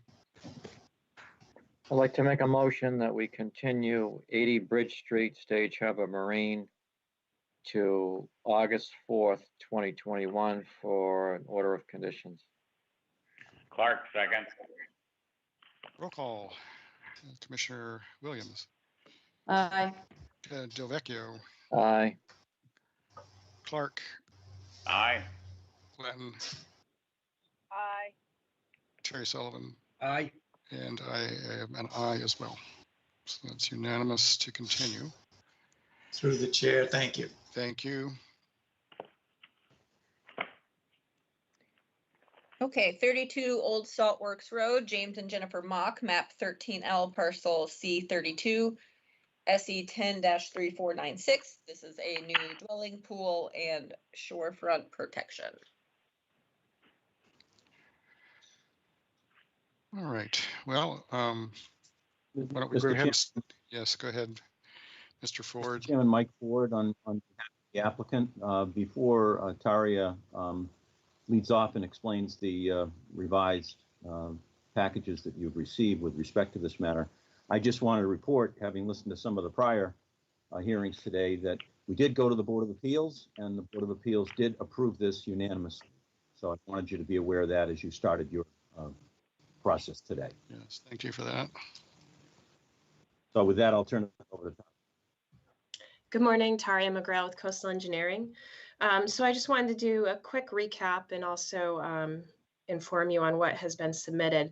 So the proposal that's before you includes removal of 1,120 square feet of building coverage in the 0 to 50, and also removal of 134 square feet of concrete in the 0 to 50. Overall, it's resulting in a net reduction of over 1,000 square feet in the 0 to 50 foot buffer. And this is primarily accomplished by reconstructing the house in a position that's greater than 50 feet from the top of the coastal bank. In response to comments that we previously received from the commission, a new mitigation plan has been submitted to you that was prepared by Crawford Land Management. On this plan, we're now proposing a vegetated buffer strip along the top of the coastal bank in the buffer zone. We're also proposing an area of native plant restoration and improvements along the western property line, and then also an area of invasive removal and restoration along the eastern property line. Overall, if we look at the Crawford Land Management Plan, is probably the best one to look at this point.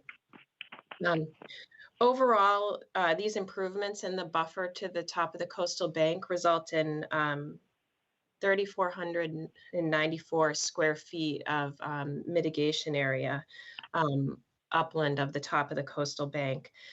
In addition to this upland restoration and mitigation, we're also proposing 1,400 square feet of native planting improvements to help stabilize the coastal bank itself.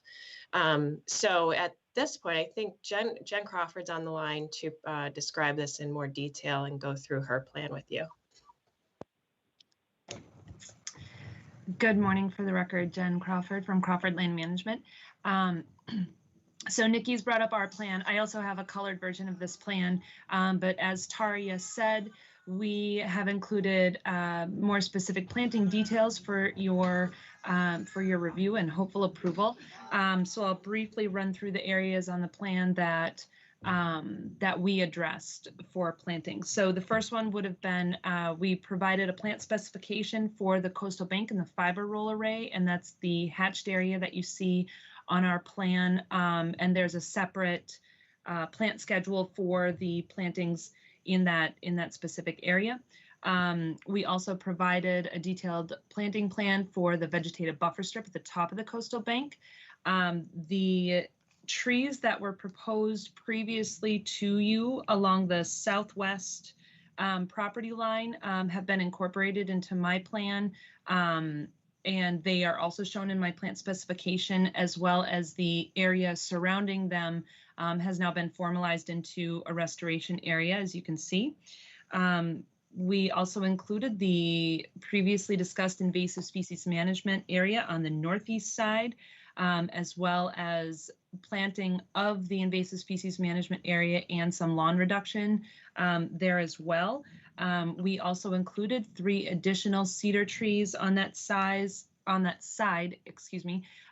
with various sizes ranging from 14 to 18 feet in height. Our intention here would be to utilize locally field-grown cedar trees for a location like this, as I actually discussed with you on a previous filing at the last work session, using those same field-grown cedar trees local to these conditions will just set them up for a better trajectory, especially when using trees that are that large.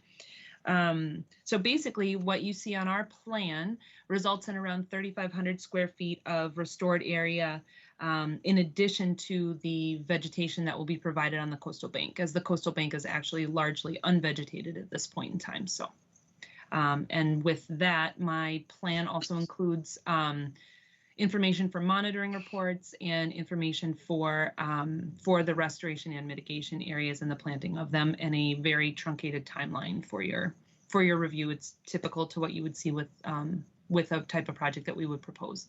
So with that, I'm happy to answer any questions about it. Okay, I don't see any hands raised at the moment, so I guess I'll start while people get their questions ready. I think at the last hearing, it was not one of, I can't remember exactly who it was, but who proposed with regard to the removal of the large sugar maple, which is a 29 dBH, I believe is what its estimate was, that the proposal that we'll be seeing would essentially trade 29 dBH of new trees for the 29 dBH of the maple being removed. And dBHs weren't actually shown on the plan, so it's a little hard for me to tell, even though I can sort of infer from the tallness of the trees that there is conceivable. But I just wonder if you had anything you could say about that. Yes. So yes. So I was aware of that discussion, so to speak. And you're right. The plan doesn't reference DBH in terms of size, simply because evergreens are not sold by DBH; they're sold by height. It's just the way it is in the nursery trade, which is why it's what I specified. But what I can tell you completely not confidentially, but confidently, so to speak, is that we have more than that DBH in trees going back in. So for instance, with an 8 to 10 foot American holly, a DBH on that I would anticipate would be a solid 3 inches to 4 inches. And we have, so we have many American holly, we have 4, 5, 6, 7 cedar trees, we have the 2 black oak. So if you want me to estimate a DBH on that, I'm happy to do that, like with the total number of trees, but we definitely do have more than the 29 that you referenced. Yeah, I think I could be confident as you are that you are approaching it. I thought it was a very interesting metric that was raised last time, and I think it's something I'd like to propose that it be used going forward with other projects. It's a very interesting way of ensuring that trees that are being removed are adequately replaced, just not replacing a sapling with a tree, but DBH with DBH removed. So I thought it was an absolutely brilliant idea, and going to steal it. Well, All I right. think it's just especially when you're talking about a tree that is as mature as the sugar maple is, it's almost to the point of being over mature, my understanding from the arborist review. So I think that in terms of replacement, you do have one large tree, it is very true, but you are now, that is ending or getting near the end of its lifespan, but now you are gaining, a number, 3, 4, 7, 8, 9, 10, 11, 12, I believe, trees that are less mature and have a much longer time to continue growing and providing wildlife habitat. So there is, that is, I think, a very positive trade-off in terms of being able to provide wildlife habitat in a long time frame, so to speak. Agree. Bob, do you have comments? Yes, I wanted to address the lawn area within the 0 to 50. Do you propose no irrigation in that area for the lawn? So the lawn areas, I did put a note on my plan that they would be seeded with an all fescue lawn seed mix. And if the construction timeline does not allow for seeding to happen, then it would be sodded with an all fescue sod.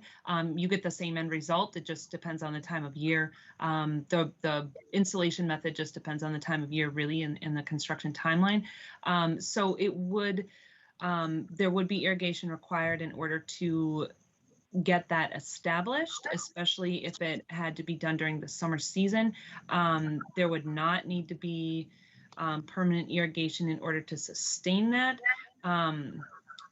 But that's, yeah, there wouldn't need to be permanent irrigation in order to sustain that lawn area. Okay, so could you identify that on the plan somewhere so that we know that that area won't be irrigated between the 0 and the 50?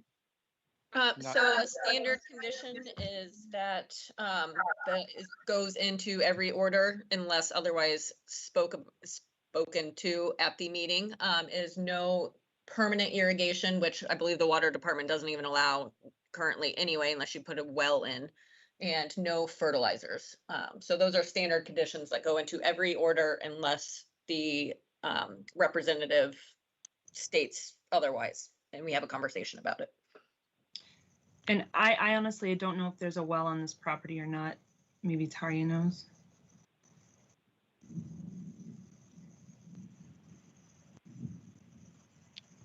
Sorry, I think Yes, there is a well, but they are going to town water.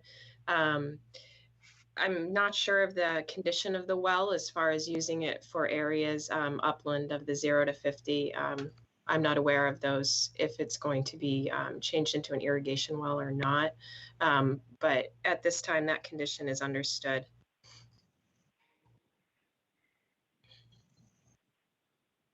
That's all I have, Bob. Thank you. All right, very good.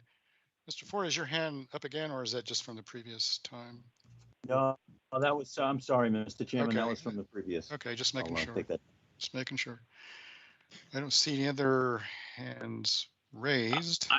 Okay, I had Tom, one sorry. question, Bob. Yeah, we don't see a hand raised for someone on the phone. I agree. Go ahead. Oh, sure. I was just wondering, has any consideration been given to pulling back the patio to the extent it intrudes into the no disturb zone?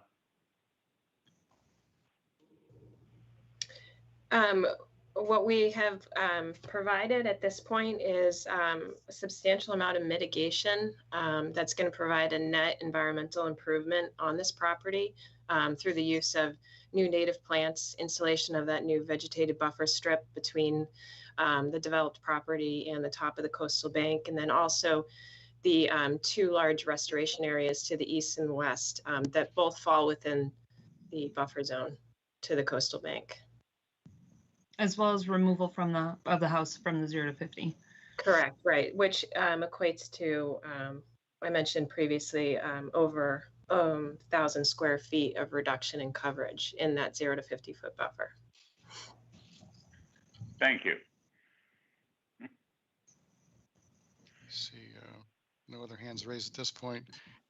So I sense that we're approaching a time for a motion, but let me just say that appreciate the fact that the amount of mitigation that you've come back with is significant, and we appreciate the fact the house is retreating.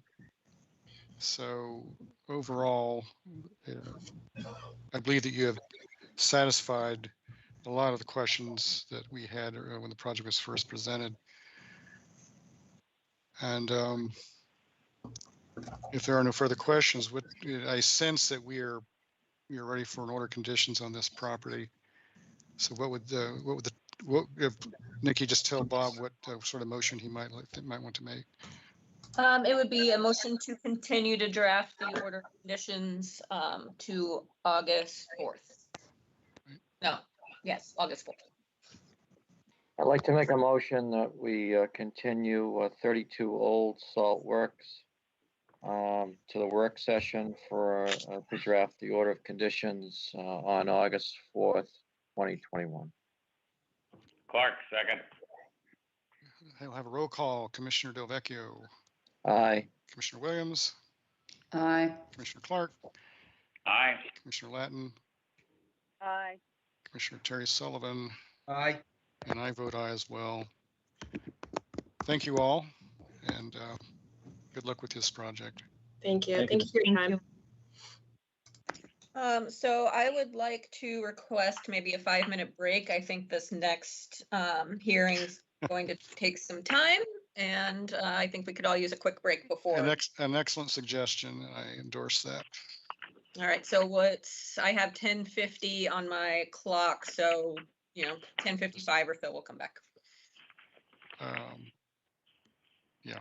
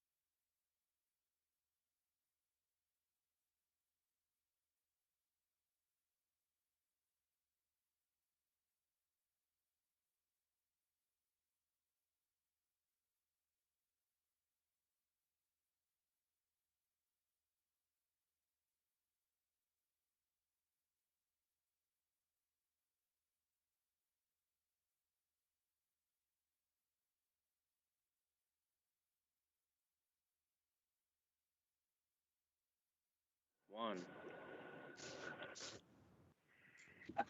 Now we have a notice of intent for 535 Stage Harbor Road, Kenneth McNeil Taylor Jr. and Susan D. Taylor, 14A, or map 14A parcel 4. This is for a boardwalk and catwalk. Good morning, David Clark, Clark Engineering on behalf of the Taylors. With me today, I believe Teresa Sprague from Blue Flax is on, as well as Bill Riley, attorney for the Taylors, and I believe the Taylors are also with us. This is a three-part project consisting of a catwalk, a traditional catwalk over the salt marsh, a boardwalk to provide access down the Taylor's property from Stage Harbor Road to the catwalk, and then a land management project dealing with invasive species control on the upland portion of the lot. I'll start with the catwalk. It's a traditional catwalk. Primary purpose is to provide access over the salt marsh to Stage Harbor. It consists of permanent helical 2-inch or 2.5-inch galvanized support pipes that would be driven through the salt marsh, and then bolted to that would be an aluminum plank system, 4 sections that would stretch the entire length of the catwalk. The walking surface on the catwalk would be a seasonal, in that it can be removed and stored in an upland location in the off season. The boardwalk is located in the Taylor's portion of the waterfront area. It is meant to provide access over and adjacent to an area that routinely floods. That section, the boardwalk, would be permanent using traditional timber framing, both for the support structure and the walking surface. In my narrative, I did mention that the Taylors do access Stage Harbor currently through an easement over the driveway. But looking at the easement documents, the easement that was granted to the previous owners of the Taylor property isn't technically over the driveway. It runs parallel to the driveway adjacent to the boathouse, and that area is also part of the low-lying area that continually floods on large spring tides. So the purpose of the boardwalk is to provide a firm footing, so to speak, at an elevation that is well above any minimal storm flooding. Certainly, it's within land subject to coastal storm flowage, and the intent is not to be above that. The easement that is also provided to the Taylors allows access all the way to what's shown as the dike on the plan. The terminus of that easement at the Taylor property is right there at the dike. And if you've been out to the site, you will see that the dike is constructed of erratic material, and it's not really safe to walk on. And that's the second purpose of this boardwalk is to provide a bridge over that material so there is firm footing to provide access to the harbor. That's it in a nutshell. I'd be happy to answer questions on the catwalk and the boardwalk. And like I said, Teresa is here to talk about the land management plan. I do have, well, okay, on Teresa's plan, the application indicated that would be a separate project of some kind. Yes, we're fully aware that mitigation's required for the boardwalk and the catwalk. As you can see from Teresa's plan, the land management area is quite extensive, probably an order of magnitude more than what's required for mitigation. So I didn't want to lock in the land, a majority of the land management area as part of the required mitigation. And I didn't provide an exact cutoff point as to what would be considered mitigation and what's considered restoration. But I wanted to discuss that at this meeting and not have it locked into the order conditions that all this land management had to be done as mitigation for the boardwalk. That was the purpose of that statement. Okay, so your boardwalk and catwalk require mitigation, but you don't want to specify the mitigation at this point in time. Well, we can, and I expect it to be in the order of conditions. And so I was hoping we would have a discussion as to what portions of the land management was appropriate to be counted as mitigation for the boardwalk, and the remainder being obviously land management. Okay. Let's okay. Well, when I was out there, just while we're talking about it, there was no staking there of that mitigation area, resource areas or anything. So I was doubly confused. Yeah, I personally thought that when you're standing down there in the driveway, looking back up, pretty much everything you see is within the land management area. Going all the way out to the lawn that is between the Taylor house and the salt marsh wetland area. Okay, well, let's just set, as you I think want to do, set this aside for the moment and focus on the boardwalk and catwalk. Yep. So I see that Janet has her hand raised, so let's go, Janet. Hey, thank you, Bob. David, I have a couple of clarifying questions about the site plan that I was confused about.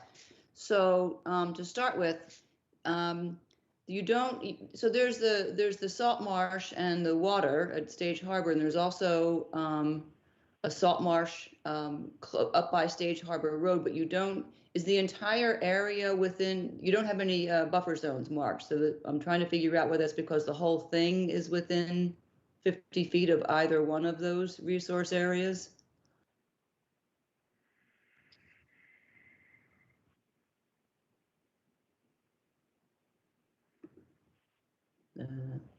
David? David?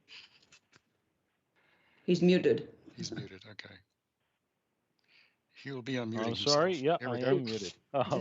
So yeah, you're correct, Janet. We don't show the 50-foot setbacks because the entire project is basically within the no disturb, within a resource area or within the no disturb zone. The 50 feet from the salt marsh is to the north and east of where we're proposing the boardwalk. And as far as what is now a salt marsh out by Stage Harbor Road, the 50 feet from that is well north of the work limit. But I can try to get those on the plan to make things clear. They'll overlap or they'll meet or they'll come very close. The only place where the no disturb zone line comes into play is in the upland portion of the property within the Taylor's lawn area. Mm-hmm. Everything else is either within the resource, well, certainly within a resource area, but it's also within the 50-foot no disturb zone to that marsh. Okay. But I'll put them on the plan and try to make sense of it, that it doesn't create more confusion. Yeah, it's a tough site to do that with, but I'd appreciate that. And also, so the easement, I mean, the easement has some limited relevance, but it's not, so it runs along through the driveway, but then you just said earlier, it exits somewhere from the driveway? I spoke with Nikki yesterday, and I said I will be revising the plan at a minimum to show where the easements are. Ah, great. And so they're basically two easements. One is from the Hovey parcel, which is the house closest to this project, and they own a majority of the driveway area. There's an easement to the Taylors, a 4-foot wide walking easement to the north of the boathouse to the salt marsh. And then there's a easement from the Taylors to the Hoveys, allowing access over the salt marsh to Stage Harbor. I will show those two. The problems basically is they're poorly written easements. They kind of conflict with the sketch plans, but I will try to get them on the plan to the best of my ability to show where they are. Okay. Okay, thank you. And you said that the boardwalk is designed to provide safe walking even during during high tides. Often this area becomes, has water on it. What's elevation 5 puts it, how high above the existing grade? We've kind of tucked it into the slope that goes up to the property to the south. So the existing grades out there are somewhere between 3 and 4. As you could see on the plan, there is a ditch system that comes from Stage Harbor, and I believe goes through a culvert and empties, which drains the salt marsh that's out by Stage Harbor. This was all cranberry bog at one time, 100 years ago. Yeah. Obviously the bog has reverted to salt marsh because of the intrusion of salt water over the last 100 years or so. So we were trying to get it like the boardwalk on the highest portion of the property, so it's dry pretty much all the time that the Taylors would want to access Stage Harbor. Okay, and then when it changes over to the catwalk, it's the elevation of the entire structure is the same as I look at your profile. Yes.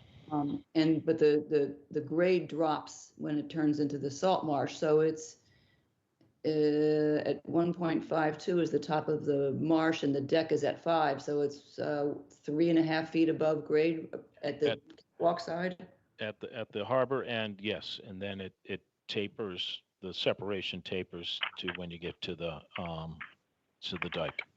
Okay, and so since the decking is going to be seasonal, what will be permanent on the catwalk portion? The pairs of support piles.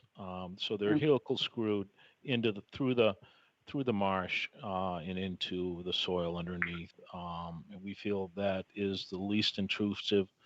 It provides excellent protection from ice damage in the wintertime, in that a 2.5-inch diameter pipe gives very little surface area for the ice to attach to.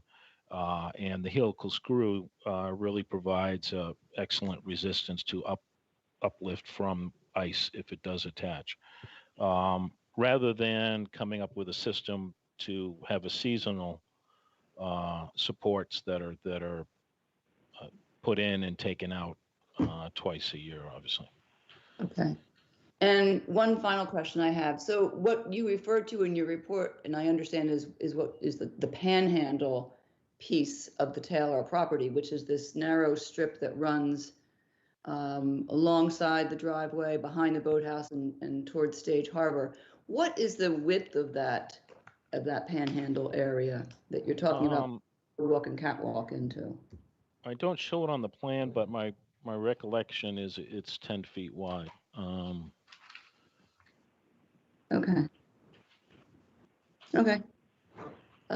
That's all I have for the moment. Thank you. Welcome. All right, Terry, I think you raised your hand next. Yeah, Mute.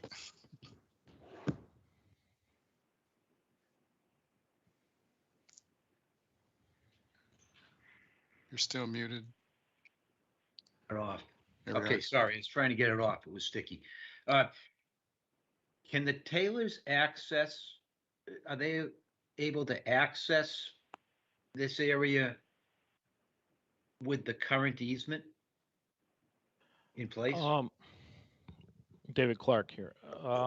Based upon my review of the easement is clearly 4 feet wide through the Hovey property.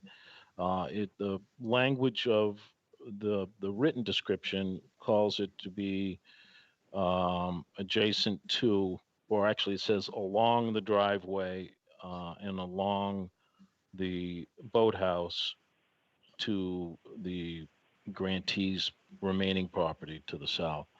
So the word along is somewhat troubling in this description because it actually means two different things. If you look it up in the dictionary, it could mean on or across, but it also could mean beside. And so because of that ambiguity, you refer to the sketch that's provided with the easement. And the sketch clearly shows that the walking easement is adjacent to the driveway. So my client's legal access is 4 feet adjacent to the driveway, which I believe places it in a little more natural area that is a little bit more prone to flooding. All right, so are they unable to? I'm just trying. Are they unable to get down there now? They walk on the driveway now, is my understanding, which, in my opinion, is technically not within the easement. But they do access the water by walking down the Hovey driveway out to Stage Harbor. Okay, thanks. You're welcome. Bob, I had a question. Certainly, Tom. David, when I was out there, I was comparing your drawing to the bulkhead. I'm not sure I would call it a bulkhead. I mean, it's more like a pile of rotten timber, but it's a lot smaller than what you show on your diagram. And so I think that needs to be revised. Well, we barely show the timber bulkhead. It's so that was actually located in the field. I don't think anything needs to be revised. I believe at one time it was probably bigger than that or longer than that. But when we did the site survey a year ago, that's what we found. I could probably make the lines a little darker so it stands out from the property line, and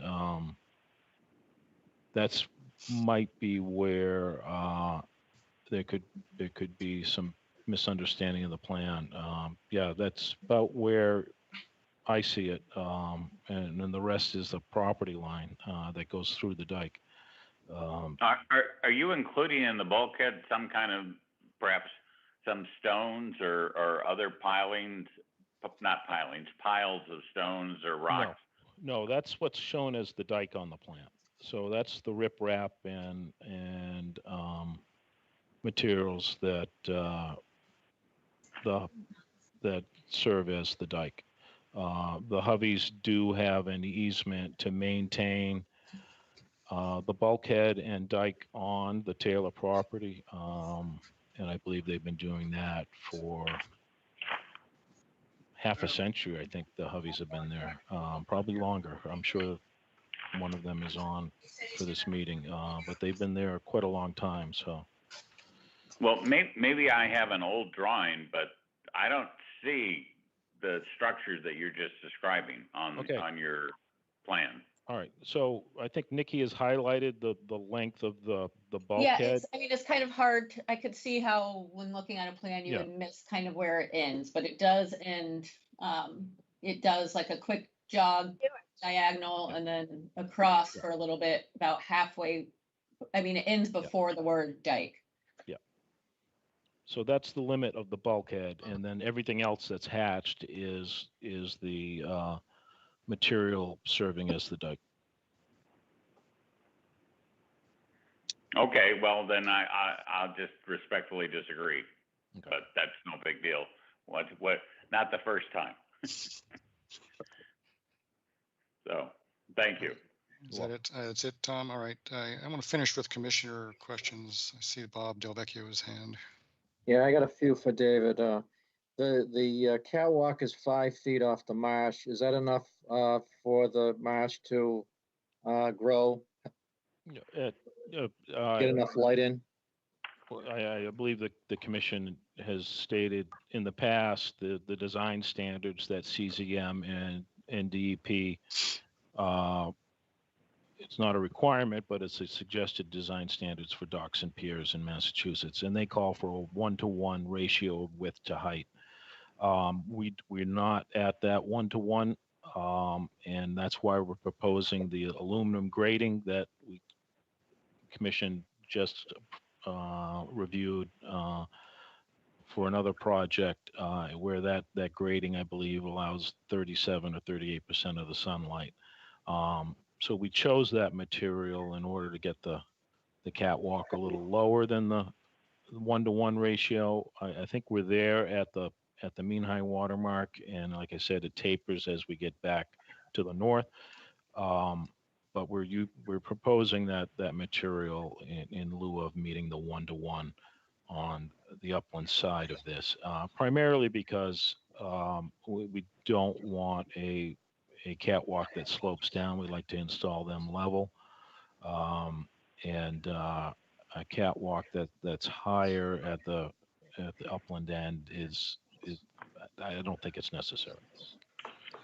Okay, did you give it any thought of, well, that's seasonal, so that will be stored up on the boardwalk over the winter? Yeah, most likely on the boardwalk. And if there are issues with that, I suppose we could find a place in the Taylor's yard. But I think if we attached it to the boardwalk, it's not going to go anywhere. Like when I mean attach, either have it bound to the boardwalk for the winter. And was any thought given to storing the paddle boat so it's off the ground or off the marsh? I'm sorry. The homeowner has a paddle boat or a dinghy that he uses to get to his boat out on the water, and I was just wondering if that could be taken off the ground periodically. I can certainly discuss that with him. It was not part of our design considerations, but we could certainly talk about it. Yep. Okay. And one other question, where the boardwalk is proposed to go, there's phragmites that would be removed and grasses would be planted in place? Yes. And that's part of the reason why we stated that we didn't think this project, why we thought this project could be permitted is that a majority of it is going through the phragmites. So the idea would be to remove them from underneath and plant something suitable. I don't think I've addressed that with Teresa yet, but that's a good point that I overlooked. Okay, that's all I had. Thank you.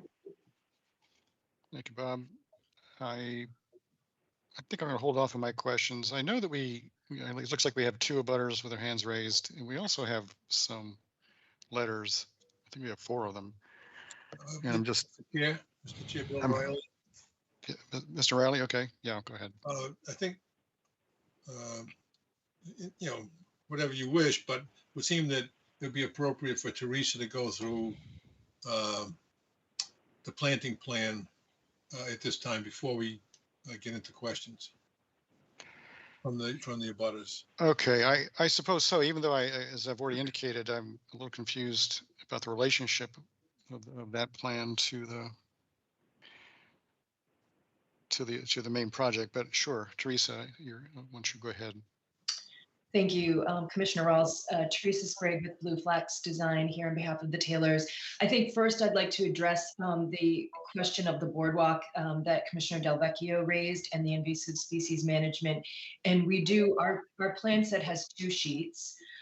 So if we look at the second sheet, you'll see that we have discussed removing the invasive vegetation, mainly the Phragmites. There's also some privet in there and some other invasive vegetation, and then restoring that area with native grasses, salt marsh species. So we've proposed Disticulus baccata, Spartina patent, Solidager sempervirens, and Hibiscus moschuto. So that entire area will be revegetated with high marsh grasses. Once the Phragmites is removed, those will be able to grow underneath the boardwalk as described by David at the height that David described.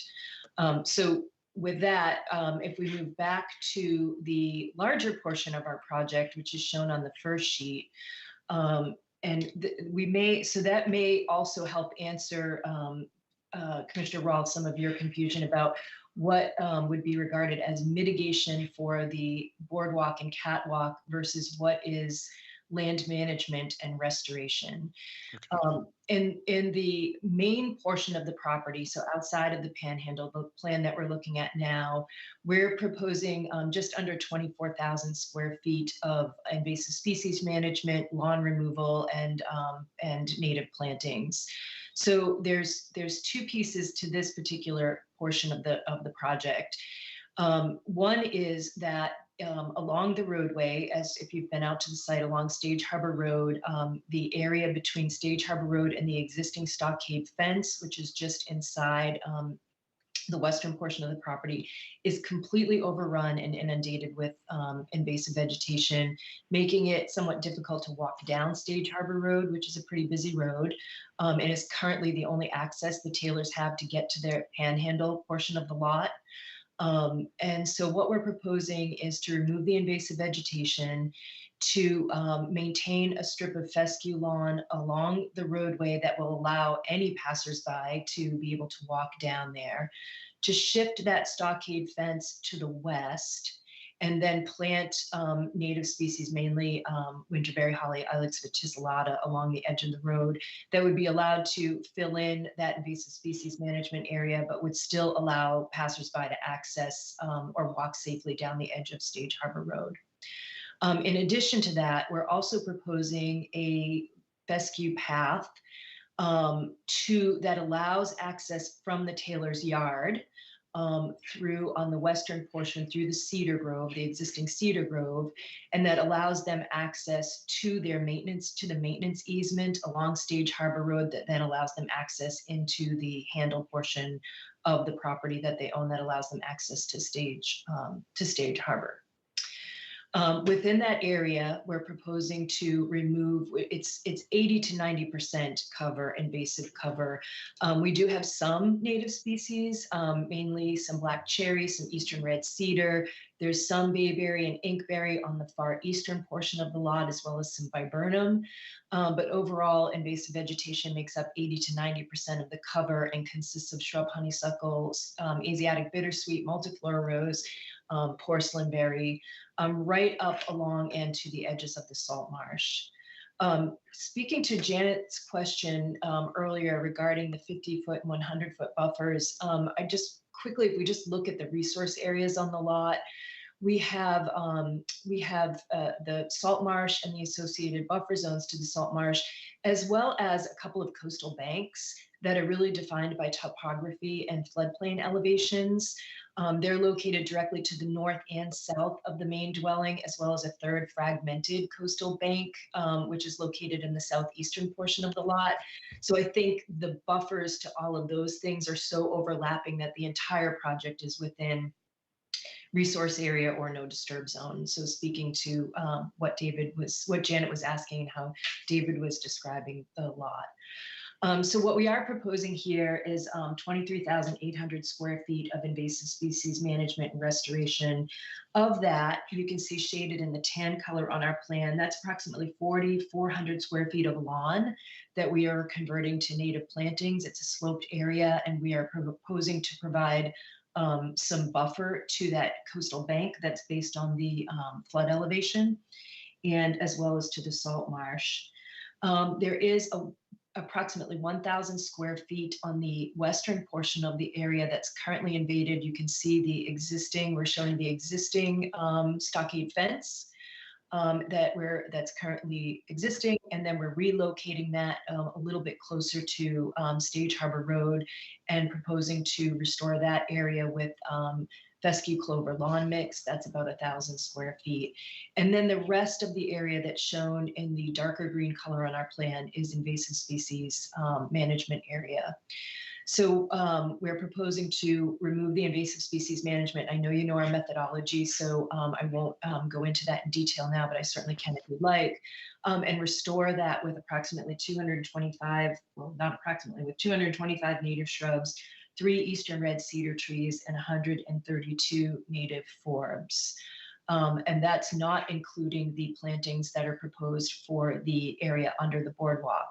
So the area under the proposed boardwalk would be restored entirely with appropriate salt marsh plugs once the Phragmites and other invasive species are removed from that area.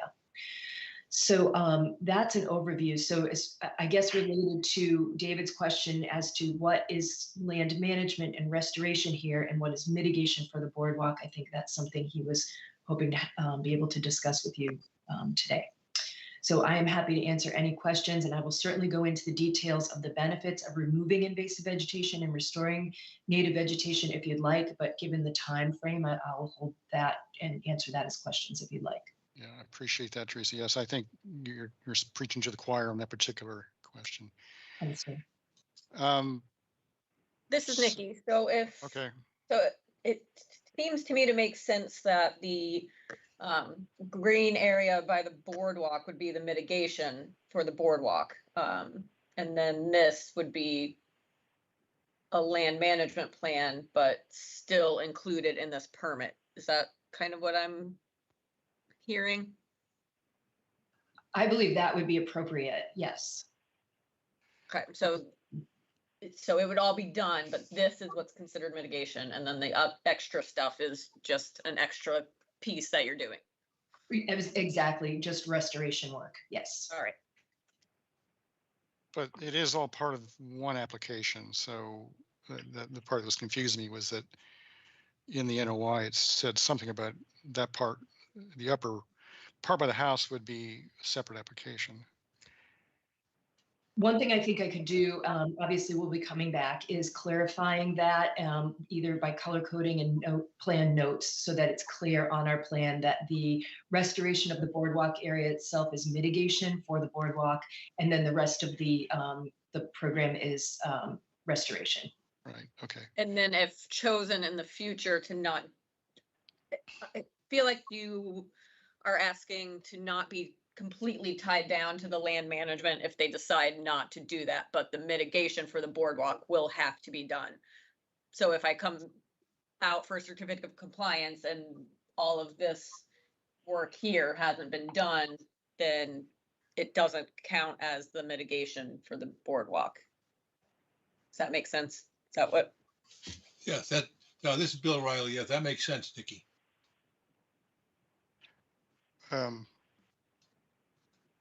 On the other hand, we have had applications in the past where a lot of mitigation was proposed that was over and above the proposed project and its associated mitigation that, and frankly, we took into account when we considered whether to approve or deny it. So it would be cleaner, I think, from my perspective, if you just simply said, yeah, we're going to do this, or we might do this. I mean to say we're going to do this rather than say we might do it, because it could color some of the decision making on part of the commissioners. Right. I mean, I definitely understand what they're getting at, but I agree a little bit that maybe if they want to come back and do this land management, then do a separate application, and we should probably just consider what they will have to do for the boardwalk. Right, one way or another. Yeah, Mr. Chair, Bill Riley on behalf of the applicant. I think now that we know this is a significant question for the commission, the project team will be speaking with the clients, and when we return, we'll have an answer for you as to whether the work's going to be done or it should be a separate application. Right. All right. Thank you. So we have what I think are a couple of abutter hands raised. So why don't we go with Mr. Parker? Just real quick, as Okay. usual, I want to remind everybody that we have environmental concerns to hear only.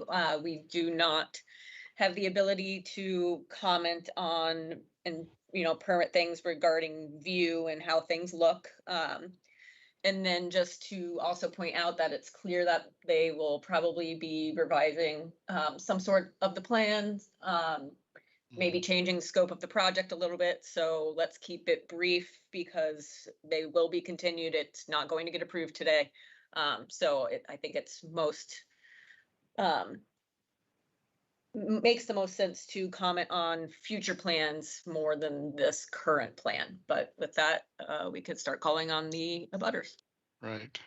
Mr. Parker. You are muted.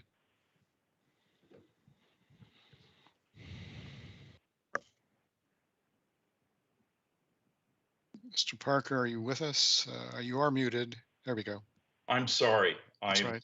now unmuted. Yes, you are. And I hope that you can see me. Yes.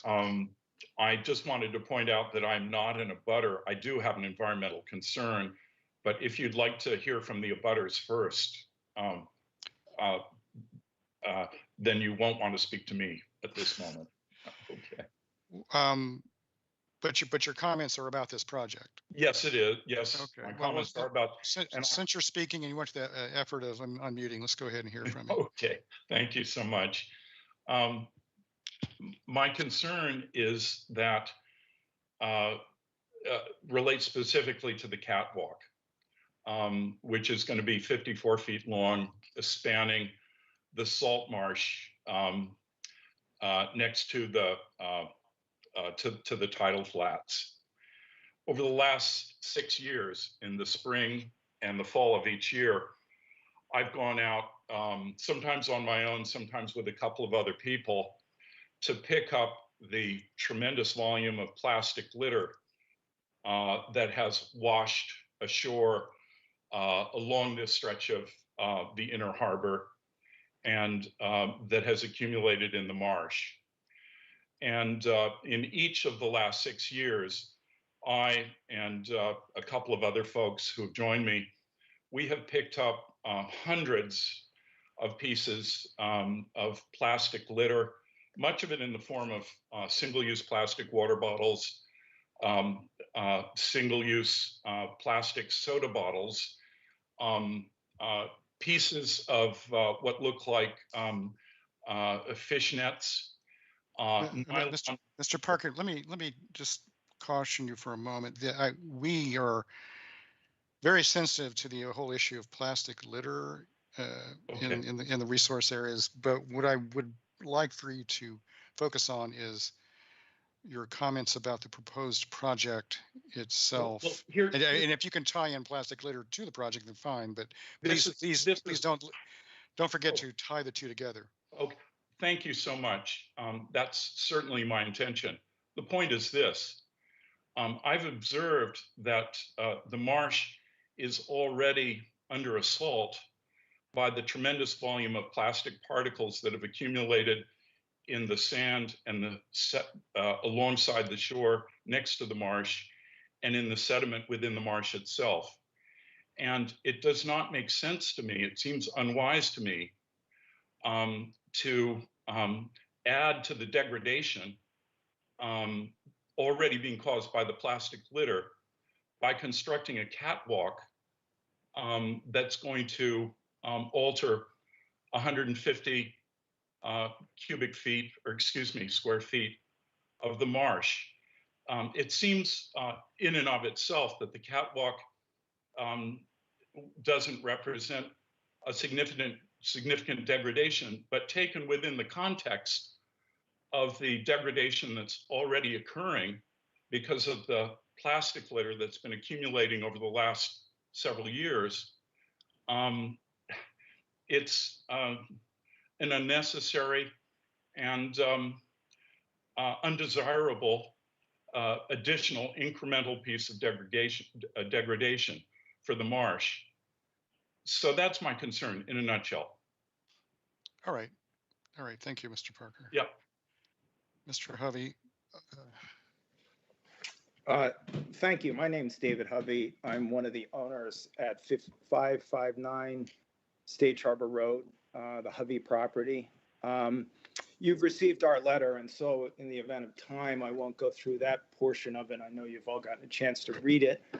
I just want to make one very quick comment.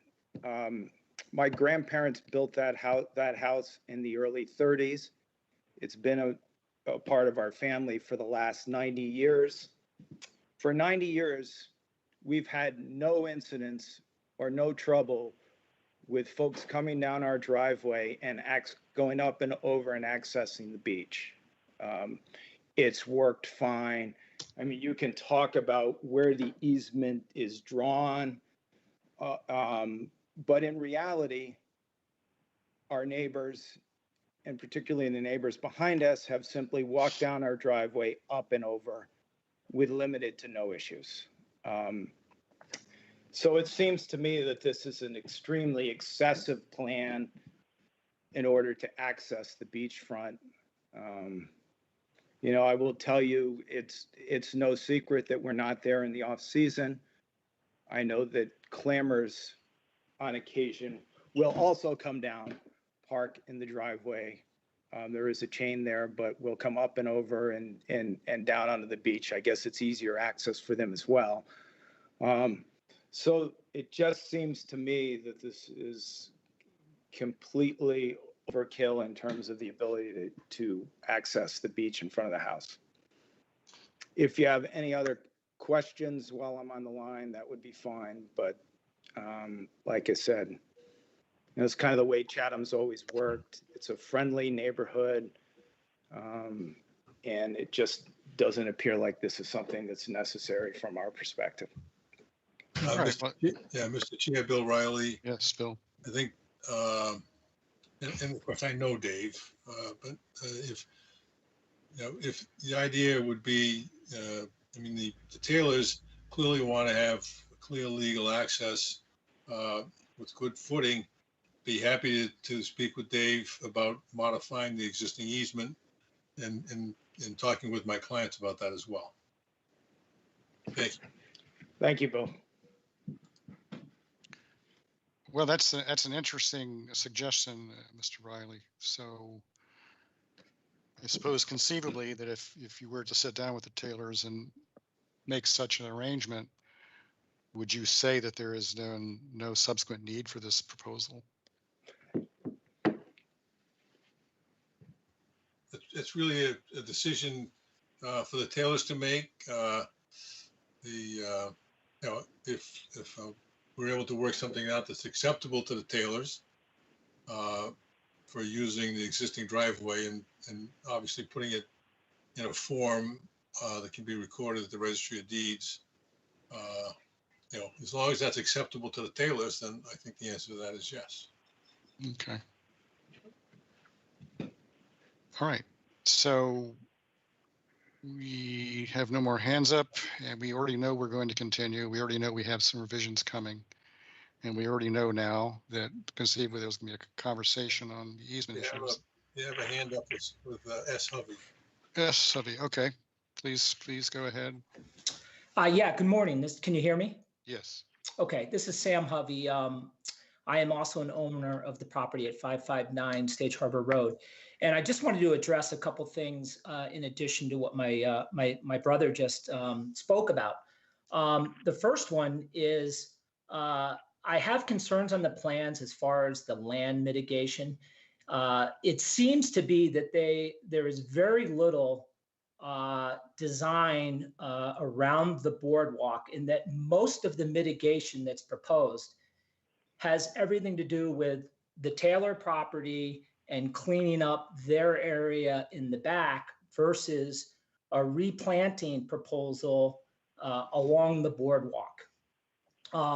As to the boardwalk and David Clark's comments, that boardwalk in that area is probably one of the areas that does not get flooded from the boathouse up toward the driveway.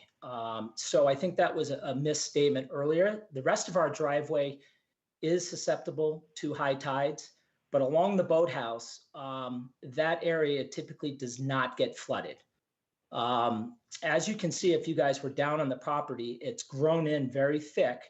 Some of the prior owners actually would mow that area halfway down the driveway to access their landmark at the end of the boathouse. So the prior owner to the Taylors chose not to do that. Therefore, obviously the growth has become very substantial.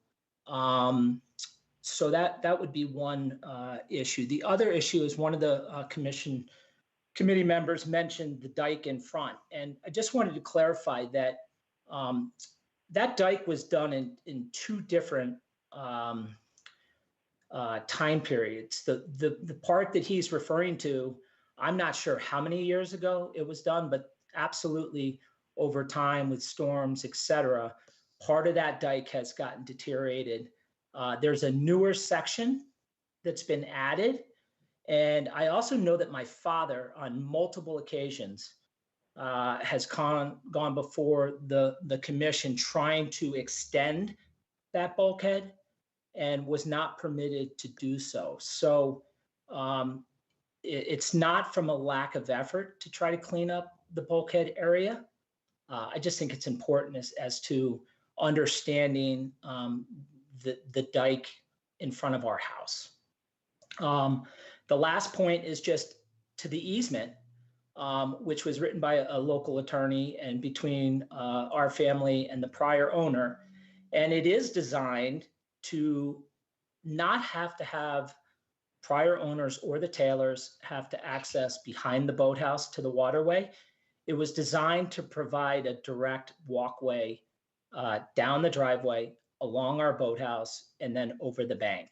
So that was designed to prevent them from having to access their waterway between the boathouse and the Strebley property right next door. So I'm not sure, David Clark mentioned that, it wasn't a very well-written document, but we have copies of that easement signed off on by both parties, our family and the prior owner behind us, the O'Connors. So I hope you feel that's helpful. Yes, I think it could very, very well be helpful. Thank you, Mr. Covey. Janet, you have your hand up. Yeah, I have a quick question in terms of scheduling this for the next hearing, and I feel like I'm beating a drum on the same issue today, but my question is, what is the status with a zoning application for this? David Clark here. We were waiting to file with zoning board because we knew that this project is something a little bit larger than the commission's used to seeing. So we wanted to get a meeting in with the Conservation Commission before filing with zoning board. So at this point, Bill can chime in, but I believe, if we were ready to file with zoning board this week, we probably wouldn't be heard till the end of August. Okay. But Bill can answer that. And I have a question for Bill. Is this going to require a dimensional variance?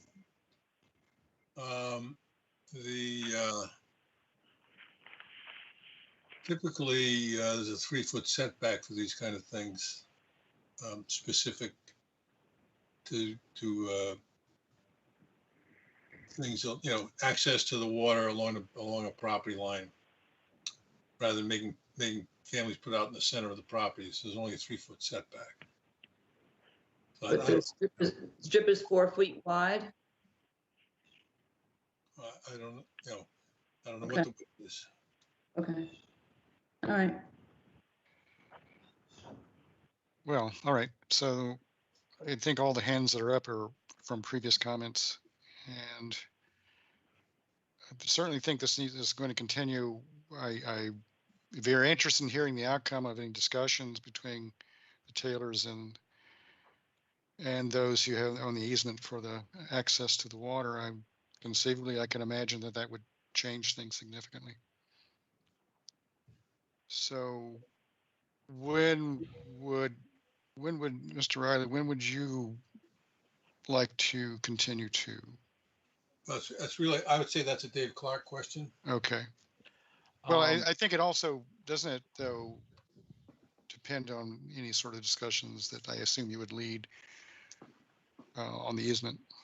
Yep, I think you're correct, Bob. I think the discussions need to start with the easement and then proceed to a redesign or elimination of the boardwalk. Right. So that would take time.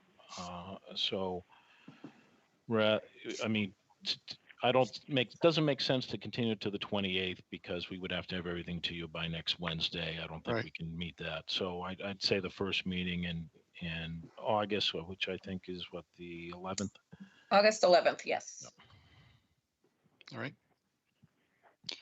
So do we have a motion to continue this to August 11th for further discussion?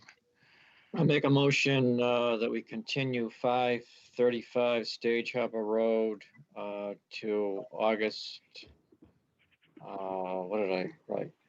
August 11th, 2021.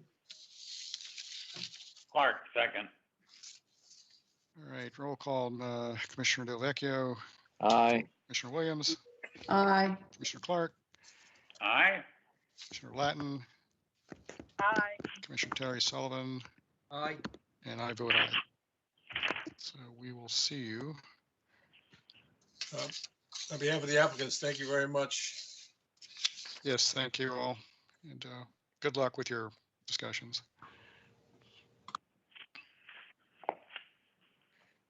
All right, a notice of intent for 1134 Old Queen Anne Road, Vladica Lazic, map 14A, parcel 4, proposed driveway and landscape improvements. Good morning, members of the commission. Brad Holmes with ECR here. Hold on one sec. Sorry, your phone's blasting in the background. I don't want to bother you with that.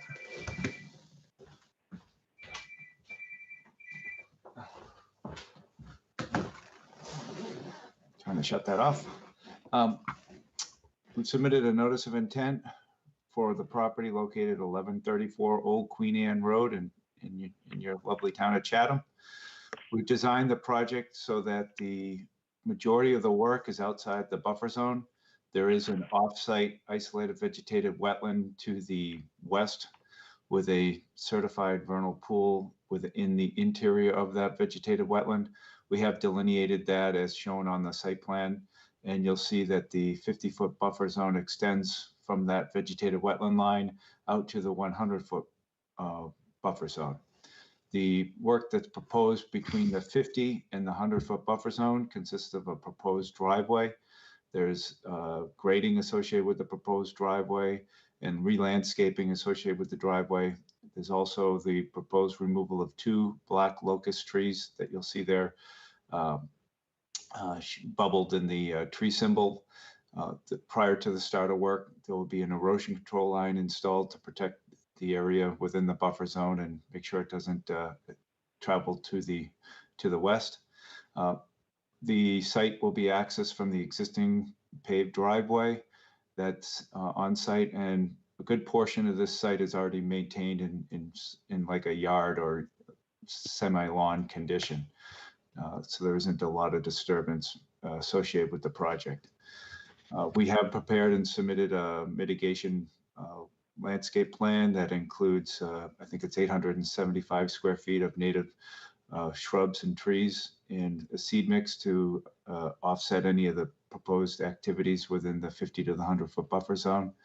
We have also received a DEP file number so that the commission can review the project. And I think that after listening to the meetings this morning, this should be a more simple project. There's no coastal impacts, and it's located within the 50 to the 100-foot buffer zone, only within an area that's semi-developed, as you've probably already seen. So with that, I'll open it up to any questions you may have. Okay, Janet is quick with her hand raised. I'll be quick with my question too. So there's also a walkway I've noticed on the plan that was not referenced in the narrative material. What is the material of that? So I didn't bring it up in the my discussion now. We did include that in the project narrative as far as a walkway and let's see, driveway. The proposed walkway can certainly be a pervious kind of stone or block system. We have proposed a gravel driveway to make sure that any work within the 100-foot buffer zone is pervious, so we would include the proposed walkway to be pervious as well. Okay, great. Just wanted to check that. And is the dimensions of the walkway included in your coverage calculations along with the driveway? Yes, they are. Okay. And I take it from looking at the site that there's no trees need to be removed for this part of this project? Other than the 2 black locust trees that are identified to Yep. be removed. Okay. That's all I have. Thank you. Bob Del Vecchio. Yes, the driveway will be retained with a wall. Is that correct? There will be some grading associated with the driveway to bring that in if there's there isn't any proposed retaining walls included in the design within the buffer zone. Okay. It almost looks like a wall. Maybe it's in like an edging instead then, huh? I think it's just the edging of the depiction of the drawing. Okay. If we had a retaining wall proposed, we would have had to include that in the notice, and we haven't done that. Yeah, okay. That's all I had. Thank you. I see no other hands. I actually confess that I tried to get to this property, but I think I just misunderstood where it was and finally had to pass so I did not get to see the size of the trees that are coming out. Could you summarize that? They're about 12-inch, 10 to 12-inch diameter black locust trees. As you know, they're invasive, so that would be actually a good thing. But we're proposing 4 native replacement trees, red maple and red cedar, and then a number of shrubs as well. Right. So in total, it would be a good thing to remove those. But we've included them as a disturbance, even though they're invasive. Okay. So, yeah, overall, this looks like a simple, as you said, a simple project. You've provided what's more than adequate mitigation for the relatively small disturbance that you're creating. So, there are no other questions. I sense that there's no problem going to order conditions for this. If Nikki can tell us when that is available. That would again be the August 4th meeting. All right. I'd like to make a motion to continue 1134 Old Queen Anne Road for an order of conditions on August 4th, 2021. Clark, second. So roll call, Commissioner DeVecchio. Aye. Commissioner Williams. Aye. Commissioner Clark. Aye. Commissioner Latin. Aye. Commissioner Terry Sullivan. Aye. And I vote aye, so that is unanimous, and thank you. Thank you very much. Certainly. Okay, now we are ready for the notice of intent for 356 and 366 Shore Road, Chatham Bars Inn, map 16F, parcel 25-E5 and 24A-E6, proposed beach access stairway. Hi, for the record, Nate Jones, Coastal Engineering. So yeah, the project is located at 356 and 366 Shore Road, which is part of the Chatham Bars Inn property. The property abuts Aunt Lydia's Cove to the east. Our resource areas on this property include coastal beach, coastal dune, land subject to coastal storm flowage, which would be velocity zone, and as well as the adjacent upland resource area. Our proposed work includes the installation of a timber beach access stairway. This will be over the slope landform across the dune to the coastal beach, providing access to the hotel guests to the private beach.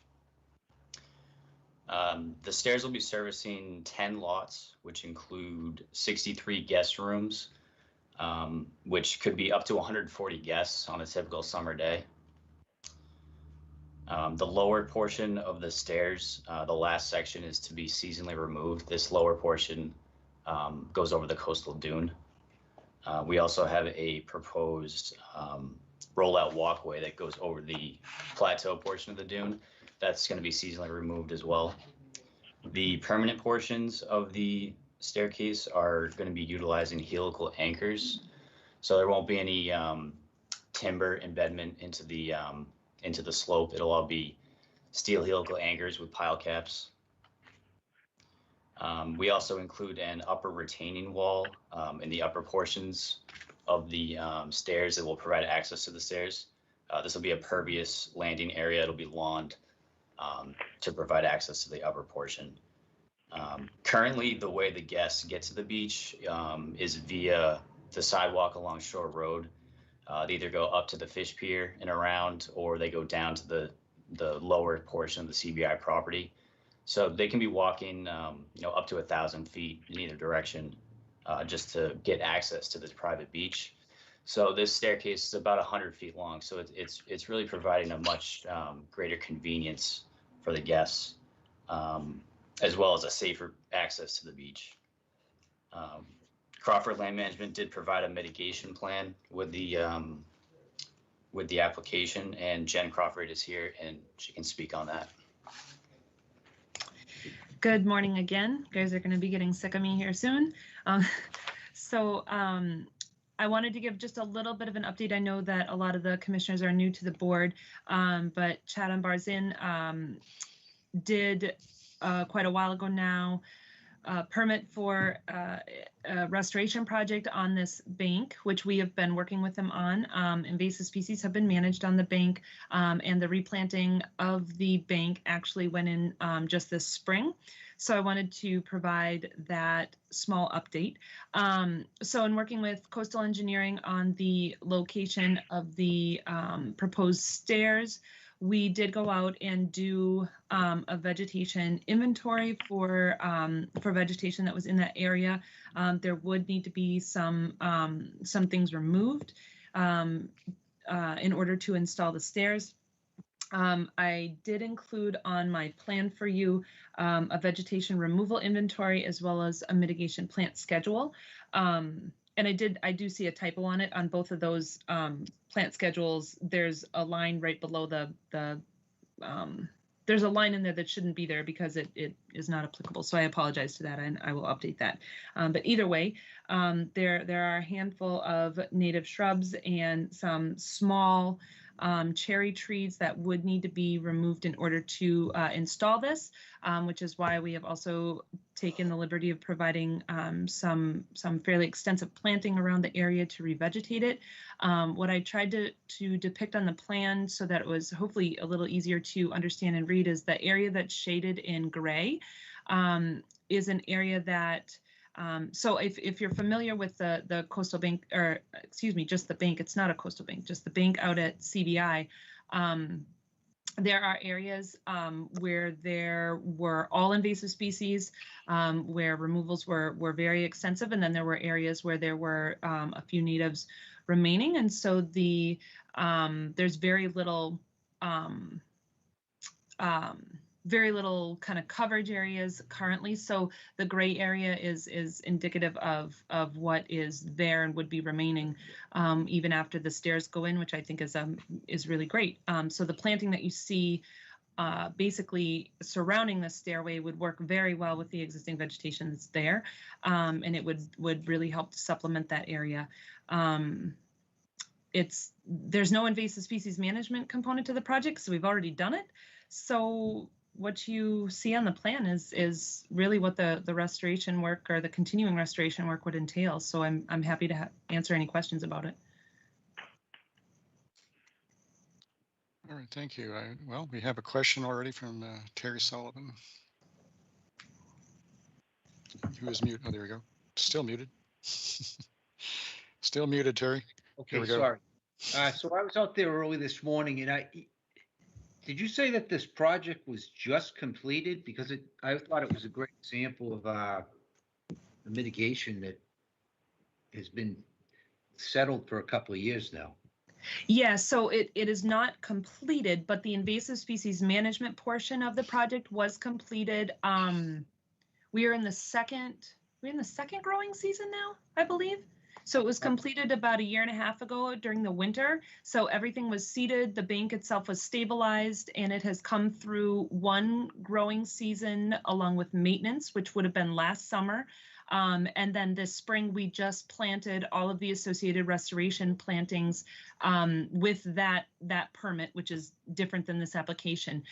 So yeah, so if you were out there, what you saw was a project that's basically in its second season, so to speak, of second season of growth right after the plantings have gone in. So it's a project midway, so to speak. Okay, and then the semicircle up top, I guess the map we're looking at right now, that line that's in front of the semicircle, that's the picket fence that's there right now, I'm assuming? Yep. Okay, and then the semicircle, is that going to be some type of brick, kind of like they have out front of the main building, and with some type of patio before it goes down the stairs?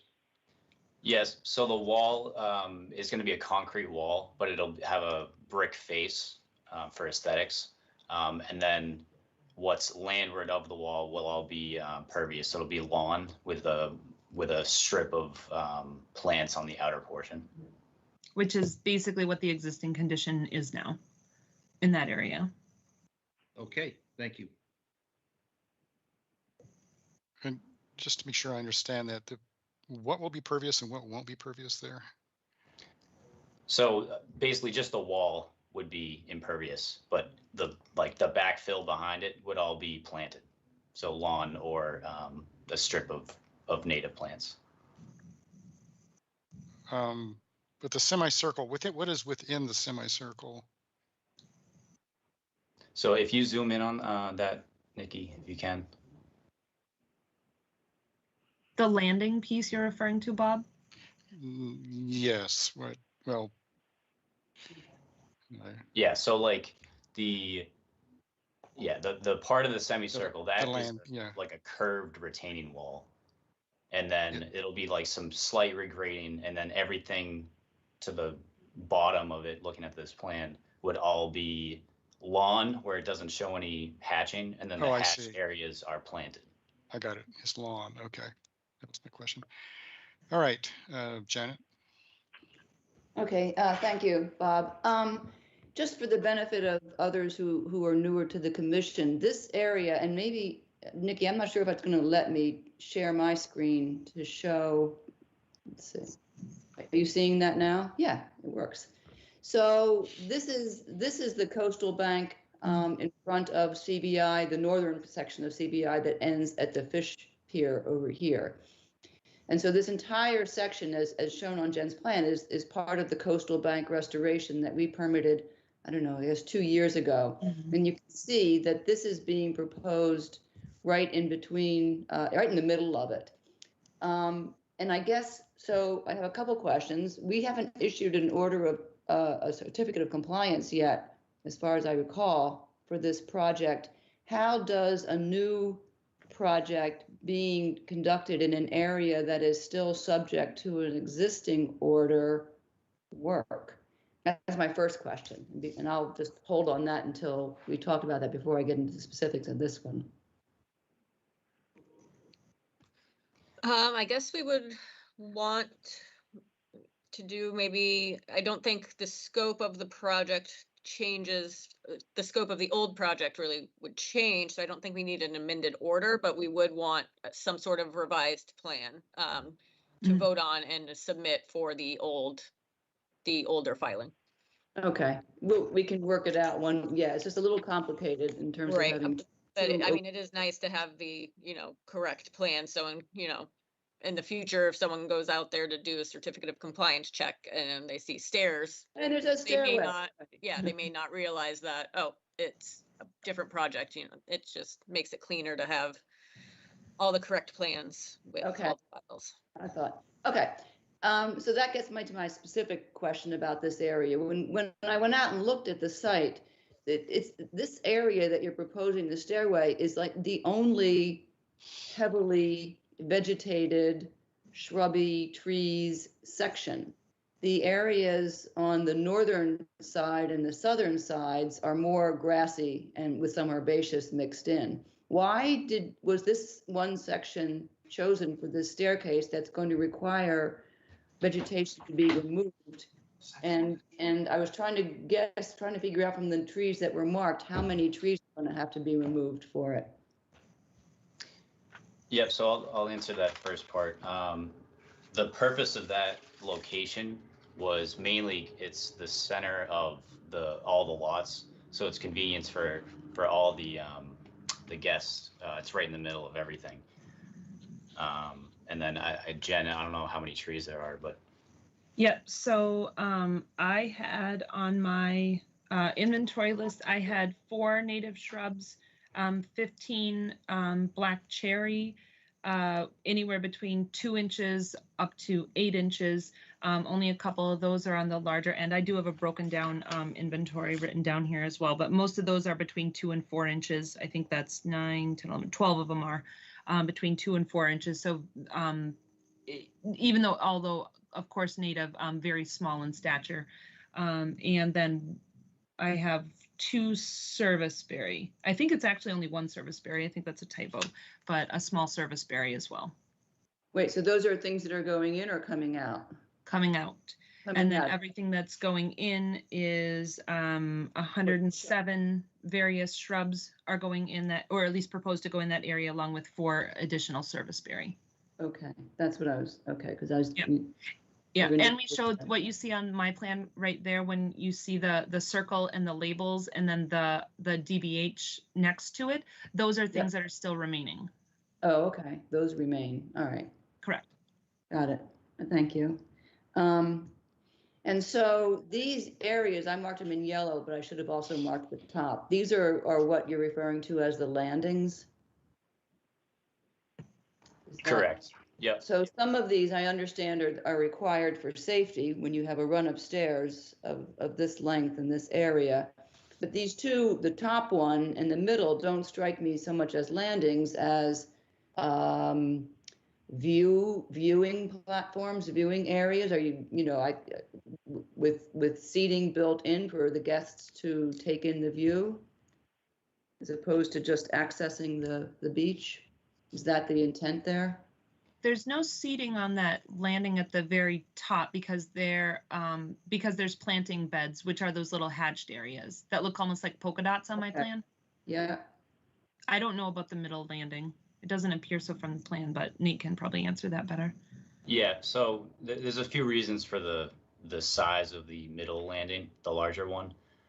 So first, I mean, we definitely need a few resting platforms on this just because the size. I mean, it's about 100 feet long, and all these guests are typically going to be carrying coolers, beach chairs, beach games, stuff for the beach. So and the fact that we can have up to 140 guests up and down this thing, I think there's going to be a little bit of traffic.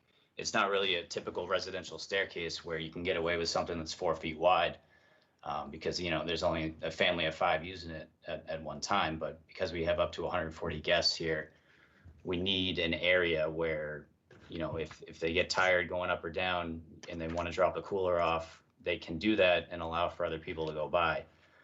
So that's the main reason of the size of the viewing platform.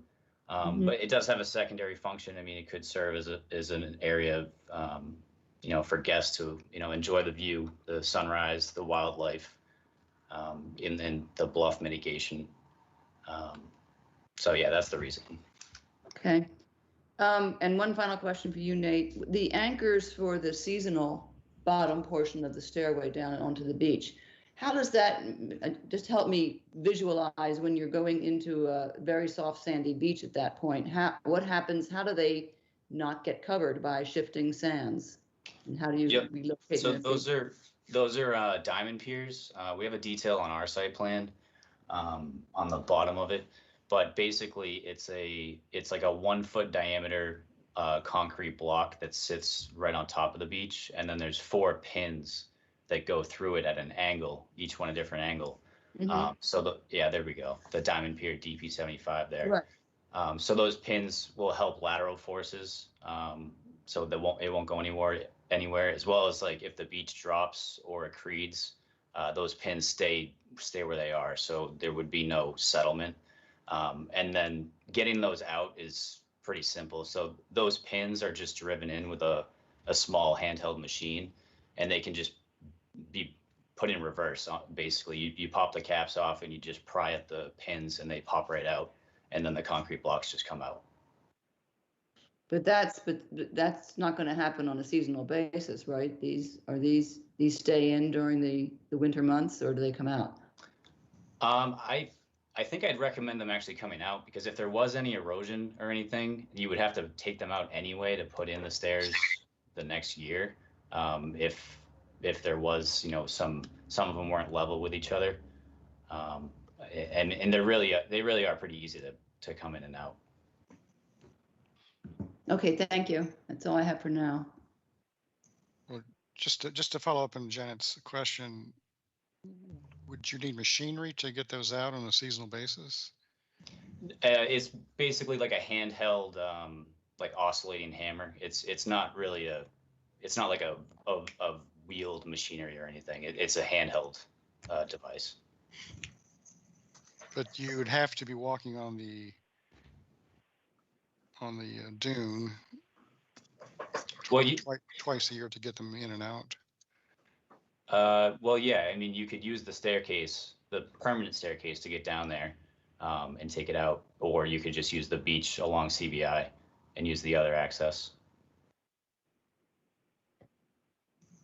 So is the plan actually to remove them? I don't remember seeing that. Yeah, just the lower portion, the last section of the stairs, that would be removed, just because. I mean, I'm talking about the helical anchors. Not the helicals, the diamond piers would be. And those are the diamond piers. The diamond piers, okay, got it. Yeah, those are the only, those are only proposed on the lower section. Everything else would be the helicals. Right, got it. All right, Bob? Yes, so the stairway itself is, according to the scale, 1 inch equals 10 feet. So it's over 10 feet wide. No, it's 7.8 feet wide. I think it's 7 feet 10 inches. Okay, 7 feet 10 inches wide. Okay, and how about the middle landing? How wide is that? That is 20. Hold on, let me just pull the plan up.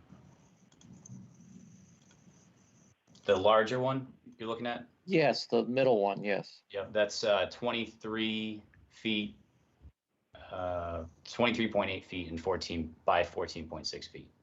Yeah, that seems excessive to me, especially if you're trying to grow vegetation underneath it to stabilize the bank. And then the top landing by the, way at the top, how big is that? Just give me a sec.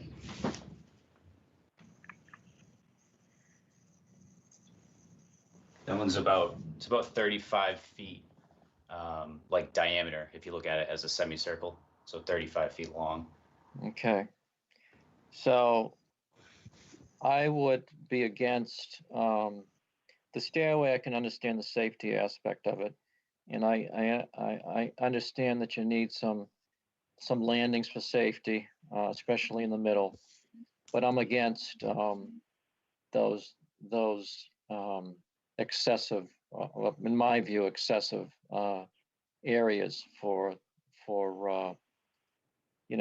landings and so forth, because I just don't think you need, just for access. I'm not sure it seems like more of a viewing areas than actual access. So I would be against such large landings like that, especially if you're trying to grow vegetation, especially. Just one follow-up on that. The decking material, I don't know if we have it specifically designed yet, but it would be spaced to allow some light through it. Okay, some light. Okay. Okay, that's all I had. Thank you. Thank you, Bob. I will have to say that I agree with Bob's assessment that that middle big landing looks very much like a viewing platform, and most likely would be used as a viewing platform, even if you didn't have built-in seating. I certainly think that chairs will wind up there, and it's just a viewing platform. Let's just be frank. I agree that the width of the stairway is wider than we typically allow, but for the number of potential users, it does seem appropriate. It would allow, columns of people to pass each other at the same time, which I think you're going to need there. I don't think you'll ever have 140 people at the same time on the stairway. It will be dribbling in all day long. So I wouldn't see it as a hardship to forego that big landing platform. You certainly, as you said, you need to have smaller platforms for safety reasons for people to be able to stop. So I completely agree with Bob on that. One thing to note about the stairway is that it is quite elevated, especially as you get to the bottom of that, especially as you get to the bottom of that slope. I don't have the calcs in front of me. Nate would have that on his plan, but it is where that larger platform is. It is quite a ways off of the coastal bank. So I do think that in that particular location, and obviously your points about the size of it have been taken, but the staircase in that particular location will be quite a ways off the bank. So I do think that we will be able to successfully keep vegetation growing in that area. Do you, just remind me, in your application, do you note the heights of the stairway and the platforms? I believe Costo's plan shows it. Yep. Okay. Yeah, I was going to say right there on the section view. It's tough to scale just by looking at it, but I can tell you how tall it is. Yeah, please do.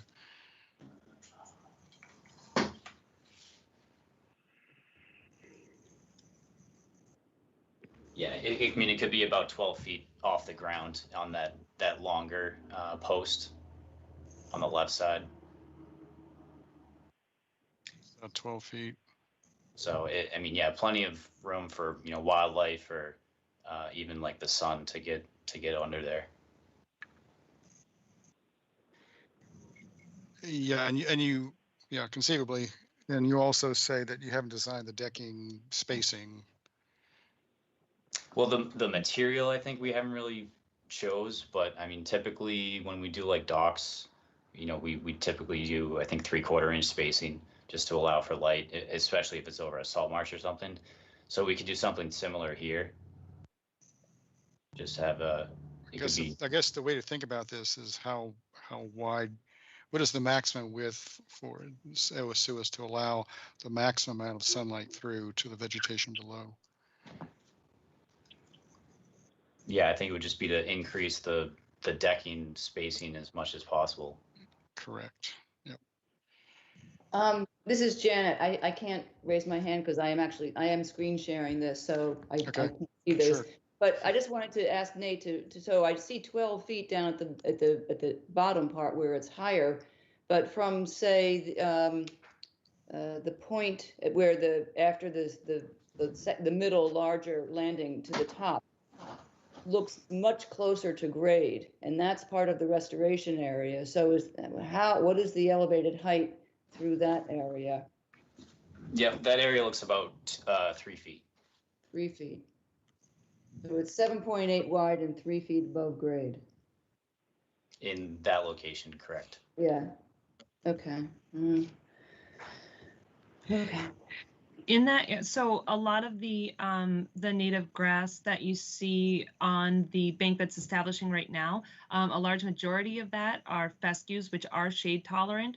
But we could certainly, if we could certainly put a provision on our plan where if this was approved and constructed, if we started to see like a decline, so to speak, because we could add monitoring reports if you wanted. I think we might have them on the bank anyway, and we could do it under that permit, include this under that permit in the monitoring reports.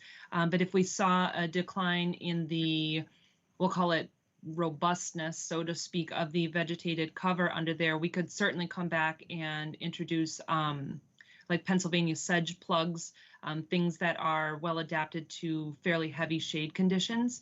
I think that would be something that that CBI would be willing to do. Okay. So one last follow-up, Jen.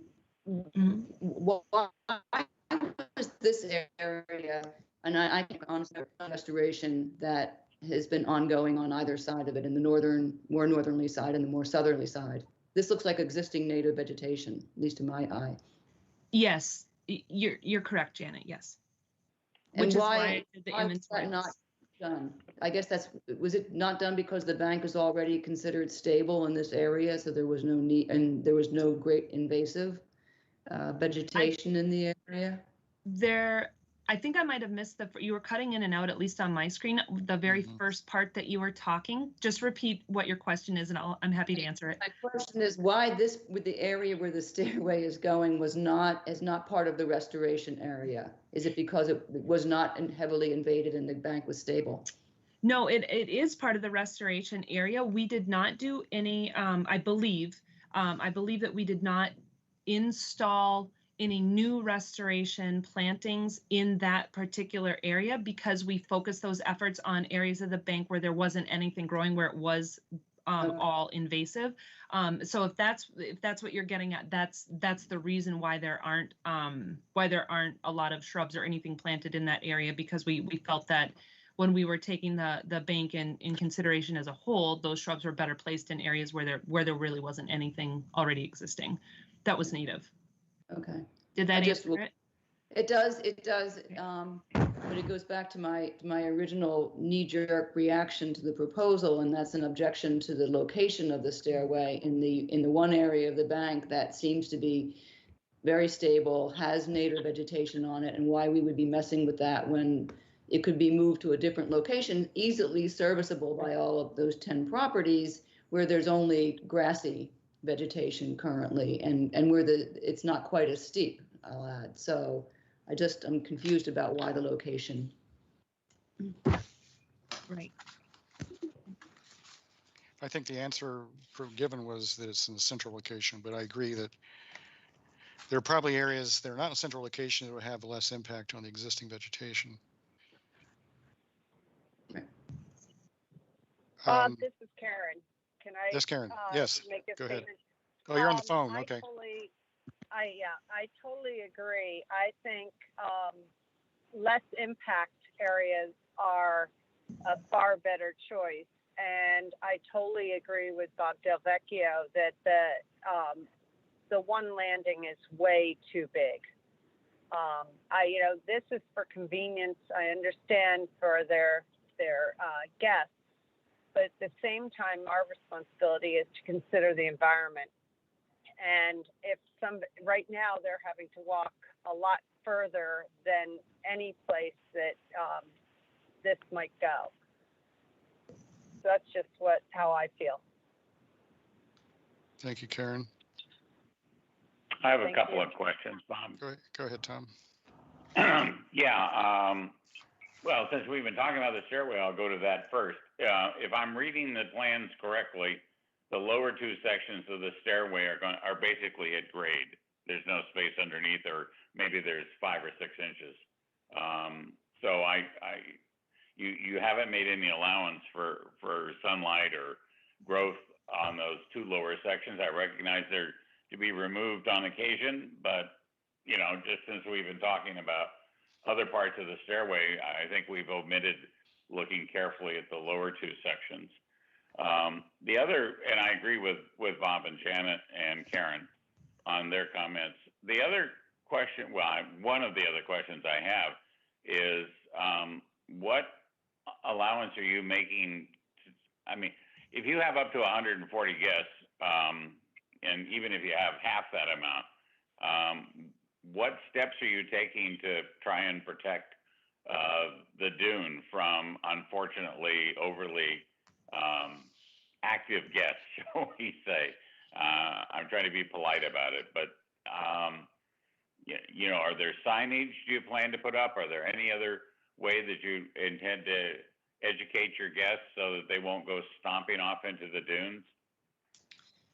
Yeah, so at the bottom of the fixed pier would be a rollout walkway, so that would, you know, kind of push people to use the rollout walkway, because on either side would be a vegetated dune. So that would go over the dune and kind of funnel traffic in that direction to the lower seasonal portion of the staircase. And then additionally, I think, I may be wrong, but I think CBI already has some signage out there about no going up in the dunes. And I'm sure we can certainly add more at the bottom of, you know, the fixed portion of the stairs, because, you know, we don't want anyone in the dunes either. It's just, it would just destabilize it. Yeah, my concern was less with the, you know, taking them over in the next to the last bottom one, than basically they fanning out and coming back up, so to speak, but using the dunes for work. So yeah, some signage would really help, I'm sure. Let's see, there was, I had a question. I assume it's a typo, but I'm not positive. There are two occasions in the materials that were presented where you talk about a proposed revetment as part of the project. In one place you say it's part of the project, another place you say there's no revetment. Is there a revetment in the project? No, there's definitely no revetment. Yeah, it's probably a typo if it was in there. There's no proposed revetment. Okay, I would So I do direct you to apologize. pages 1 and 2 of your performance standard discussion is where you'll find the references to revetments. Let's see, what else? What's the purpose of the retaining wall at the top? Is it just part of the structural support for the staircase? It's more of an easy way to get to the staircase. So normally with staircases, you have like a larger flat platform at the top, so you can kind of get the grade of the stairs above the bank that you're traversing. So in this case, instead of having a large, you know, fixed timber portion, we chose instead to just do a retaining wall and have a pervious lawn area instead. Okay, I think it would also, following up on the comments by Bob and Janet and Karen, I think it would be important to know what materials you're going to use to put in the stairs, separate and apart from the guidance that is quite dated that the state has put out. There's been some more recent studies that suggest considerably different ratios between height and width than what this staircase represents in order to provide sufficient sunlight for plants to grow underneath. So you might want to dig those up, or if not, I'd be happy to send it to you if that would be helpful. So, because I think the ratios that you're mentioning, except for where it's really, really tall, it's going to be, you know, problematic in terms of what it's going to do, although perhaps selection of shrubs, as noted, might make a difference. Let's see, what else?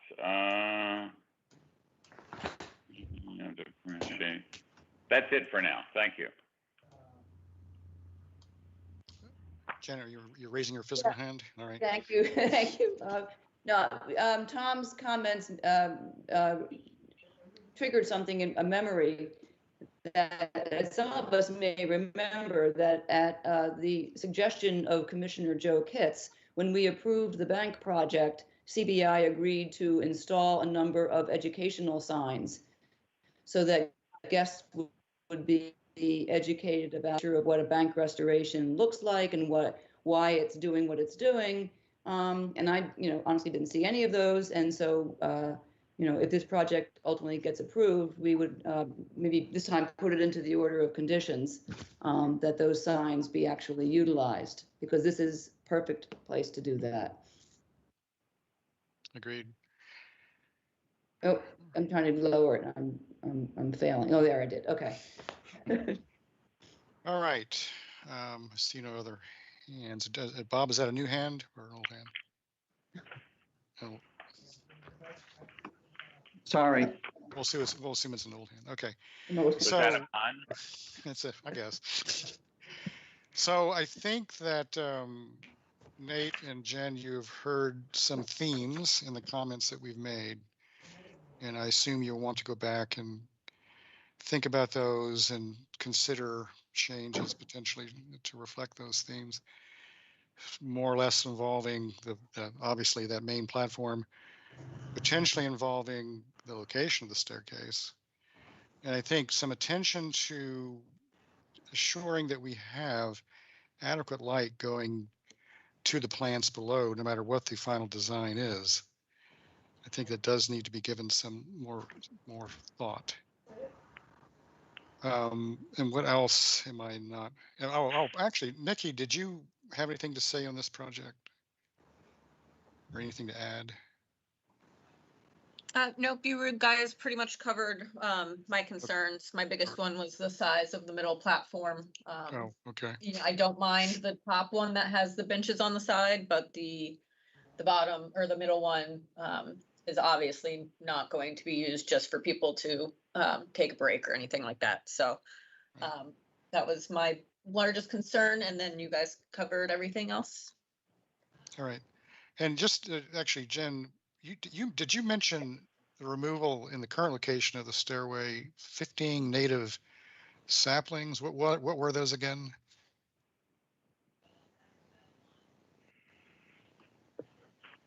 I couldn't tell whether those were shrubs or trees that were. I think they're black cherries, Bob. Jen, you're muted on that. Black cherry Thank you. saplings? Okay. Black cherry, that's correct. So they are a tree species. Most of them are so small, they're large shrub size, I would say. Not tree size as of yet, but they are a native tree species. But they were just there. They weren't planted as part of a previous mitigation. They're just simply there. Okay. Correct. So, and technically speaking, you would be removing 15 cherry saplings, a serviceberry, and then putting in 4 serviceberries, as I understand your plan. Yep. In addition to the 100 some the shrubs. Yes. Yeah. Nope. That's correct. Yes. For those of us who think that trees are important, it seems a bit of a unequal equation. So just food for thought for when you get together and talk about it. All right. So when would you like to schedule a revisit? I think is the next available option probably the 28th. July 28th. You'd have to have the new stuff in within the next couple days. Yeah. So why don't we? I think that's too soon for what the revisions would have to entail. So the one after that I think would be August 11th. Then. Yep, that would be good. All right.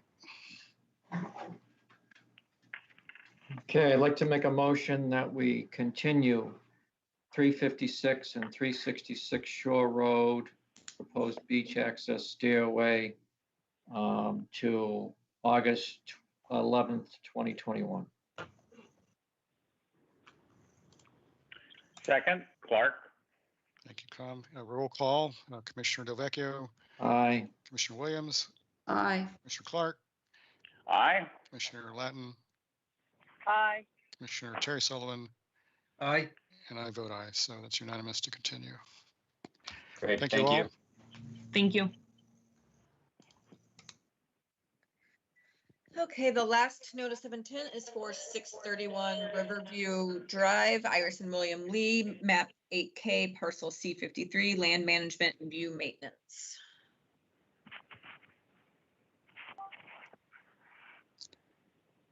All right, do we have anyone here on the applicant side? This is William Lee. We're watching on channel 18 and on the phone. I think David Clark's there. David Clark should be there. Okay. Here. David Clark is here. Very good.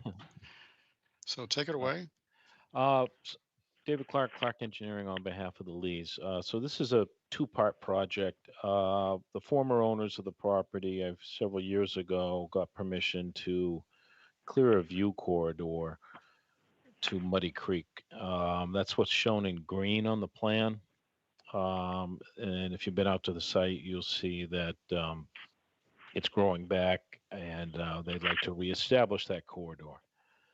The second half of the project is to the right of that, the area shown in blue. They would like to go in and remove the saplings that are in the understory of the existing canopy. I believe there's 57 trees that have been tagged by the arborist, and so they'd like permission to take that out. The resource areas obviously are related to Muddy Creek. It is a tidal estuary with a floodplain and coastal bank associated with it. We show the limits of the top of the bank as well as the 50 and 100 from that. In addition, this section of Muddy Creek to the bridge at 28 is considered a river under the Wetlands Protection Act, and so from the mean high water mark, it is afforded a 200-foot buffer zone, and so we show that in dark blue, the 100 inner riparian zone and the 200 outer riparian zone. So obviously the riverfront area is much more restrictive. And under the Wetlands Protection Act, any work within a riverfront area requires an alternatives analysis. And I think we've provided that. So I'd be happy to answer any questions. I believe, I don't see his name on there, but it might be one of the phone ends, the contractor proposing the work is on the line.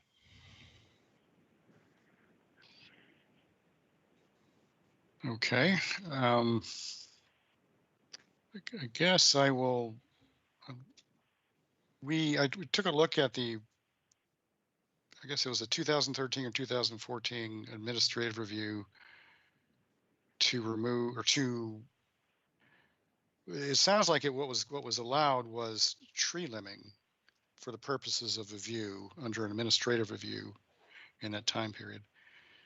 And when one stands in this backyard and looks down, it looks like at some point in time, much more than that was performed. So there is that sort of discrepancy. And just for the newer commissioners, an administrative review does not permit a view corridor in any sort of permanent sense. So I just want to set the context there.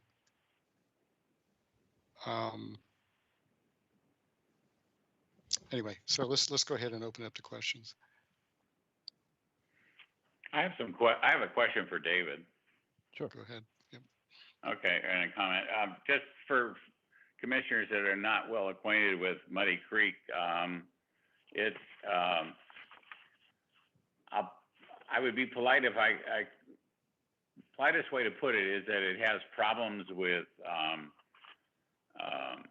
fecal chloroform. Now, fecal chloroform is not pathogentic, but it is used as an indicator of the presence of human and animal feces in Muddy Creek, and Muddy Creek had a fairly high level of readings for a while, which is a long way to bring me around to what I'm concerned with. Was David, in your analysis, you said that it's unlikely that there's any sand coming off the bank. at the edge of Muddy Creek on this property, you saw, no, I believe you said you saw no evidence. And you kind of, my interpretation of it was that you were saying, well, you know, that nowhere occurs on Muddy Creek because of the culverts down at the Highway 28 crossing. In looking at that crossing, I found that, as a matter of fact, the culverts have been, that whole area has been substantially expanded, according to some work that was undertaken apparently by the Pleasant Bay folks, as part of a plan to actually help get the tide waters into Muddy Creek, and to help deal with the guano problem of, you know, mostly animal apparently, but maybe some human, that it was in Muddy Creek in order to reduce the load. Then the other thing that caught my eye was that apparently on the downstream side of the culvert underneath Highway 28, there was a sandbar that established itself.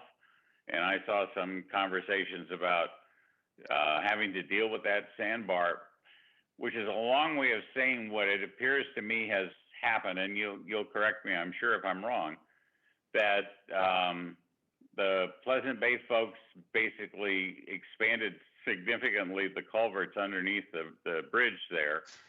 The result is that a lot more tidal flow is going up and mixing with Muddy Creek, and that may explain the presence of the sandbar that developed on the downstream side of underneath the downstream side of Muddy Creek after it passes underneath Highway 28, which is a long, convoluted way of saying I'm raising question about your comments that there isn't any, the bank at the property is not a source of sand, which of course puts it into a different classification.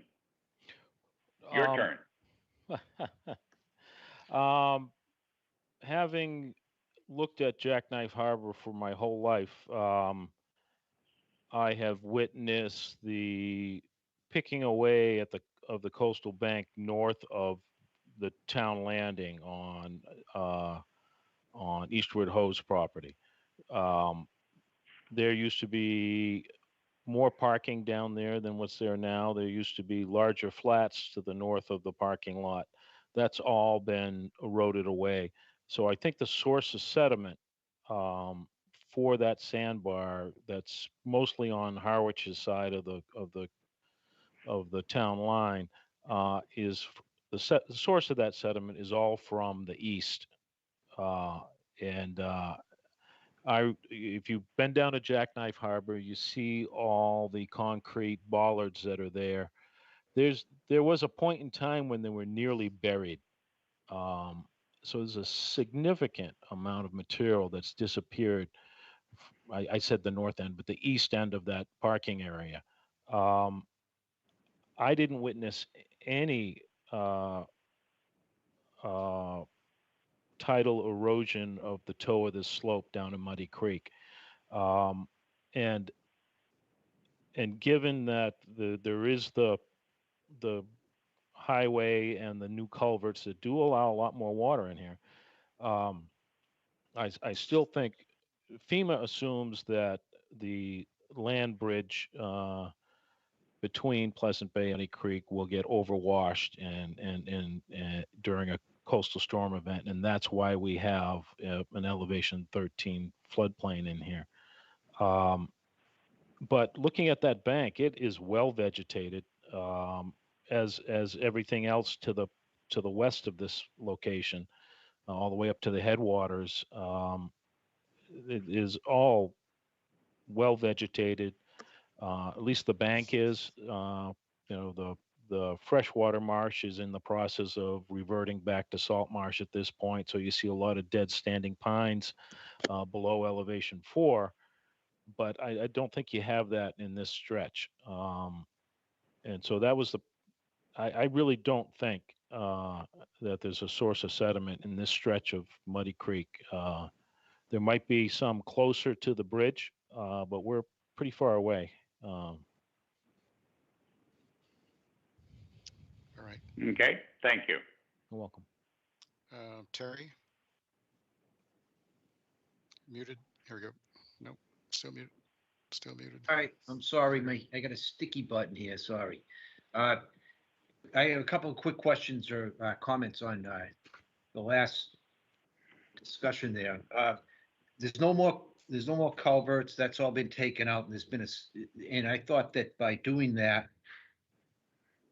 the flushing has fixed the problem, so to speak. So can I just remind you guys, we're talking about a view corridor, not the status of Muddy Creek. Sorry.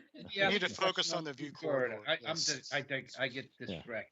Okay, we can't fix Muddy Creek here in this particular application. I thought it wasn't on the view corridor. Bob, you said that view corridor is not a permanent thing, so. No, what I said was there was an administrative review about 7 or 8 years ago asking for the permission to cut some limbs, tree limbing, to help the view. And that's all is to that. But my point was that does not constitute the establishment of a permanent view corridor. So they my can't further maintain. So well, they can't maintain. No, it is. No, they are trying to establish a view corridor with this application. Okay. My question, I guess, and I don't want to, was that if they get a view corridor, then they can maintain whatever the corridor is, right? Correct. Okay. Along whatever parameters that we specify. Yeah. So Janet. Yes, I agree with Bob's assessment. When I looked, I found, 2 old administrative reviews, one from 2013, one from 2015, that allowed some limb pruning. I'll also point out that, so this was the prior owner, and it looks like what the prior owner did was essentially flush cut the whole area to create a view corridor, which was well beyond what the administrative review had allowed. That would have probably been considered a violation, but probably was not noticed or discovered, because the commission's view pruning guidelines are specific that topping of trees is not allowed. Pruning has to be very selective so that the canopy is not substantially diminished. Here, there's no canopy left in this area. So yes, we can move forward and establish a view corridor in this area, but I think we have to be mindful of how we do that and restore some degree of a canopy in the area, and maybe through instead of flush cutting what's already been flush cut, using the coppicing technique to see what's regrowing in the area and selectively choose some of those regenerating limbs to begin to reestablish a canopy that will still allow a view, but doesn't destroy the pre-existing canopy. It's trickier than, I'm sorry that the current owner who bought this after the prior owner did all of that and bought some problems, but they're fixable, is the good news. So would it be worth having an on-site then with the arborist that will be doing the work to discuss how we can come to the same point in what the commission's desires are and what the homeowner's desires are? Well, let me speak to that. And I think that we'd be dangerously getting into design work on the part of the commission. And because there are a lot of elements here to what the applicant wants to do. On the one side, they want to establish a view corridor. On the other side, they want to do some understory, taking out 57 quote saplings, unquote, and some of which don't appear to be very sapling-like to me whenever I walk down there and got into the poison ivy. So it's quite certain that in a short period of time in that area where the saplings were proposed to be removed, that a lot of it would just grow back, or other things that grow back. So I'm not really sure of the point there's no permanent solution by taking the saplings out to establish what I think the applicants are after, which is sort of to be able to see down underneath the overstory to the river. So anyway, I mean, what this project, this is a long stretch from the house down to the river. It's actually a lot of area, and I would think it. You know, of course, we can't suggest this directly to the applicant, but it seems to me this is a pretty appropriate project for someone more along the lines of a restoration specialist, where they could propose understory on both sides of the property, such that the environment, the ecological resources are maintained, but also some semblance of a view is allowed. So anyway, I think it's a lot more complicated here for this particular property than just figuring out which trees are allowed to grow back up and which trees are not. It's we would need a more specific plan, at least in my view, than just to go down there and eyeball it and say, yeah, that one, that one, that one, and not that one. I understand 100%. So if that's the consensus of the commission, I'd be happy to ask for a continuance for 4 weeks while I can address this with the owners and their consultant, and we'll be back. Well, I don't know if it's a consensus, but at least that's my my view of it. I concur. Okay, thank you. I agree, Bob. All right, so I guess it is a consensus. Okay. That's a consensus. All right, do you want August 11th or August 25th? Let's go for the 26th. Is that right? Yeah, 25th. Yeah. Yes. Yep. Sounds good. Thank you, Dave. You're welcome. I'd like to make a motion that we continue 631 Riverview Drive to August 25th, 2021. Clark, second. Roll call. Commissioner Williams. Oh, aye. Oh, aye. Commissioner DeVecchio. Aye. Commissioner Clark. Aye. Commissioner Latin. Aye. Commissioner Terry Sullivan. Aye. And I vote aye. Thank you very much. Thank you. All right, certificate of compliance for 498 and 486 Shore Road, Lisa McGonigal, map 60. McGonigal. Map 16. We're getting punchy. And 16F, parcels 3E-A6 and 15-A7, SE 10-3266, proposed fiber rolls and reinforced high marsh.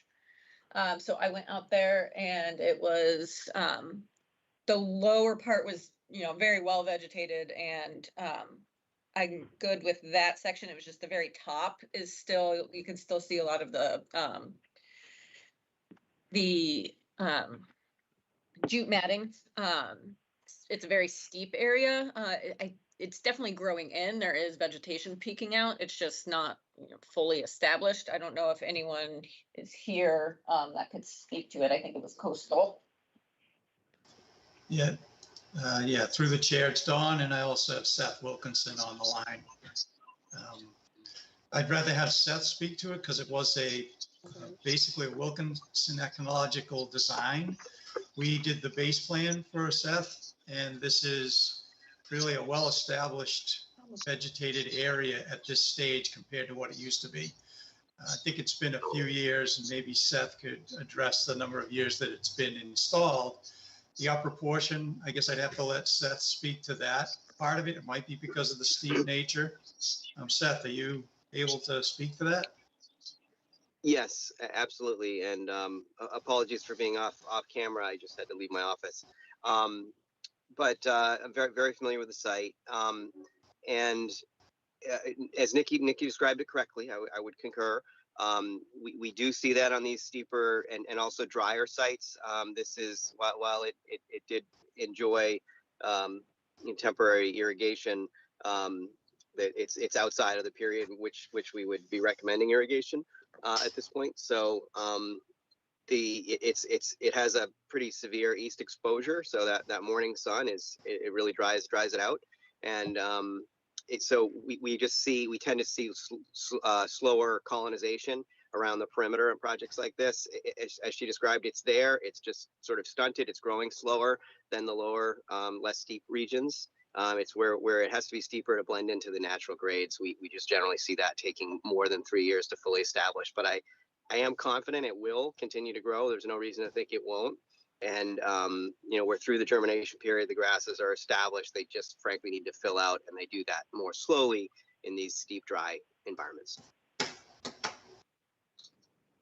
All right, so I mean, that's, kind of what I thought. So overall, I am fine with an approval of the certificate of compliance. We can always, I'll have to look in the order of conditions to see if there is something about, vegetation having to stay established. If not, then I can put an ongoing condition that bare areas must be revegetated if they don't establish on their own. Sounds reasonable. I'd like to make a motion that we approve the certificate of compliance for 498 and 486 Shore Road. Clark, second. I'm approving a motion to approve the certificate of compliance potentially with conditions. I think that's what we're doing. Yeah. Yes. As determined by the agent. Yes. As determined by the agent. Okay. All right. Roll call. Commissioner Delvecchio. Aye. Commissioner Williams. Aye. Commissioner Clark. Aye. Commissioner Latin. Aye. Commissioner Terry Sullivan. Aye. And I vote aye. Okay, so that wraps up all of our hearings. You'll notice that I have added any unforeseen items that may come before the commission. So I'm going to put that on pretty much all agendas. It's just going to be, if I have a last minute violation or something I want to talk to you guys about that I didn't, it wasn't brought up in advance. So it's just kind of a coverall to do very minor office type work, administrative type work. It's not voting on anything, nothing that would need to be legally advertised or any of that kind of stuff. I was just, since you mentioned it, Nikki, would it be appropriate to add the word administrative in between unforeseen and items? Sure, I can do that. As a matter of course, just so no one gets excited that we're dealing with things that were unadvertised. Yes, that's fine. All right. Good suggestion. Before we adjourn, I just want to bring to everyone's attention the part of, apropos of some of the discussion today, something had caught my eye in the newspaper the other day about a hearing at tomorrow's zoning board. And I went back to look at it, and it turns out after all of the way that we tortured ourselves over the catwalk at 41 Locust Lane, that was finally approved as an aluminum catwalk, that was the first one that triggered all of this. It went to zoning, and zoning denied it. Okay. And zoning denied it because of setback requirements. If you remember, 41 Locust Lane is kind of a pie-shaped parcel, narrower down where it hits Black Pond. It's only 30 feet wide at that point. The setback is 15 feet from the edge of a catwalk. There's no way you could do that. They had a 3-foot catwalk in the middle, and the zoning board said, we're not giving you a dimensional variance. It's your problem that your property is too narrow to put a catwalk in. That's what got my attention. Yes, well, that's very, very interesting. More reason to just always go after zoning if we could possibly do it. I mean, this has happened before. Well, apparently Stephanie has requested zoning to reconsider, so it's back on their calendar for tomorrow's hearing. So we'll see whether they change their minds, but it's something for us to keep an eye on before we go to all the trouble of going nuts over an order of conditions, getting it written, getting it approved, and then have the project die in the zoning board. Yes, yes. So that's directly relevant to 535 Stage Harbor. I would say so, but we'll watch and see what the zoning board does. Yeah, they want us to go first, and we want them to go first. It's well, yeah, right. It's always like that. Yep. Okay. Which is why they should go first. Exactly Yeah. right. Exactly. I'd like to make a motion to adjourn. This is a good, excellent motion, Bob. Second, Clark, second. Second, everybody's seconding it. Roll call vote. Stelvecchio, Aye. Williams, Aye. Clark. Hell yes. Hell yes. Kitts, you can vote on this one. See, that's probably what. He's for it too. Okay, Latin. Aye. Sullivan. aye. The other Sullivan. Aye. Mary Sullivan. Trina Francisconi. Aye. All right, I think we have I am also an aye on that. Thank you all. It went long, but we sort of knew that it might. We had a couple of thorny issues, but we did okay. Thank you all. We did Take good. care now.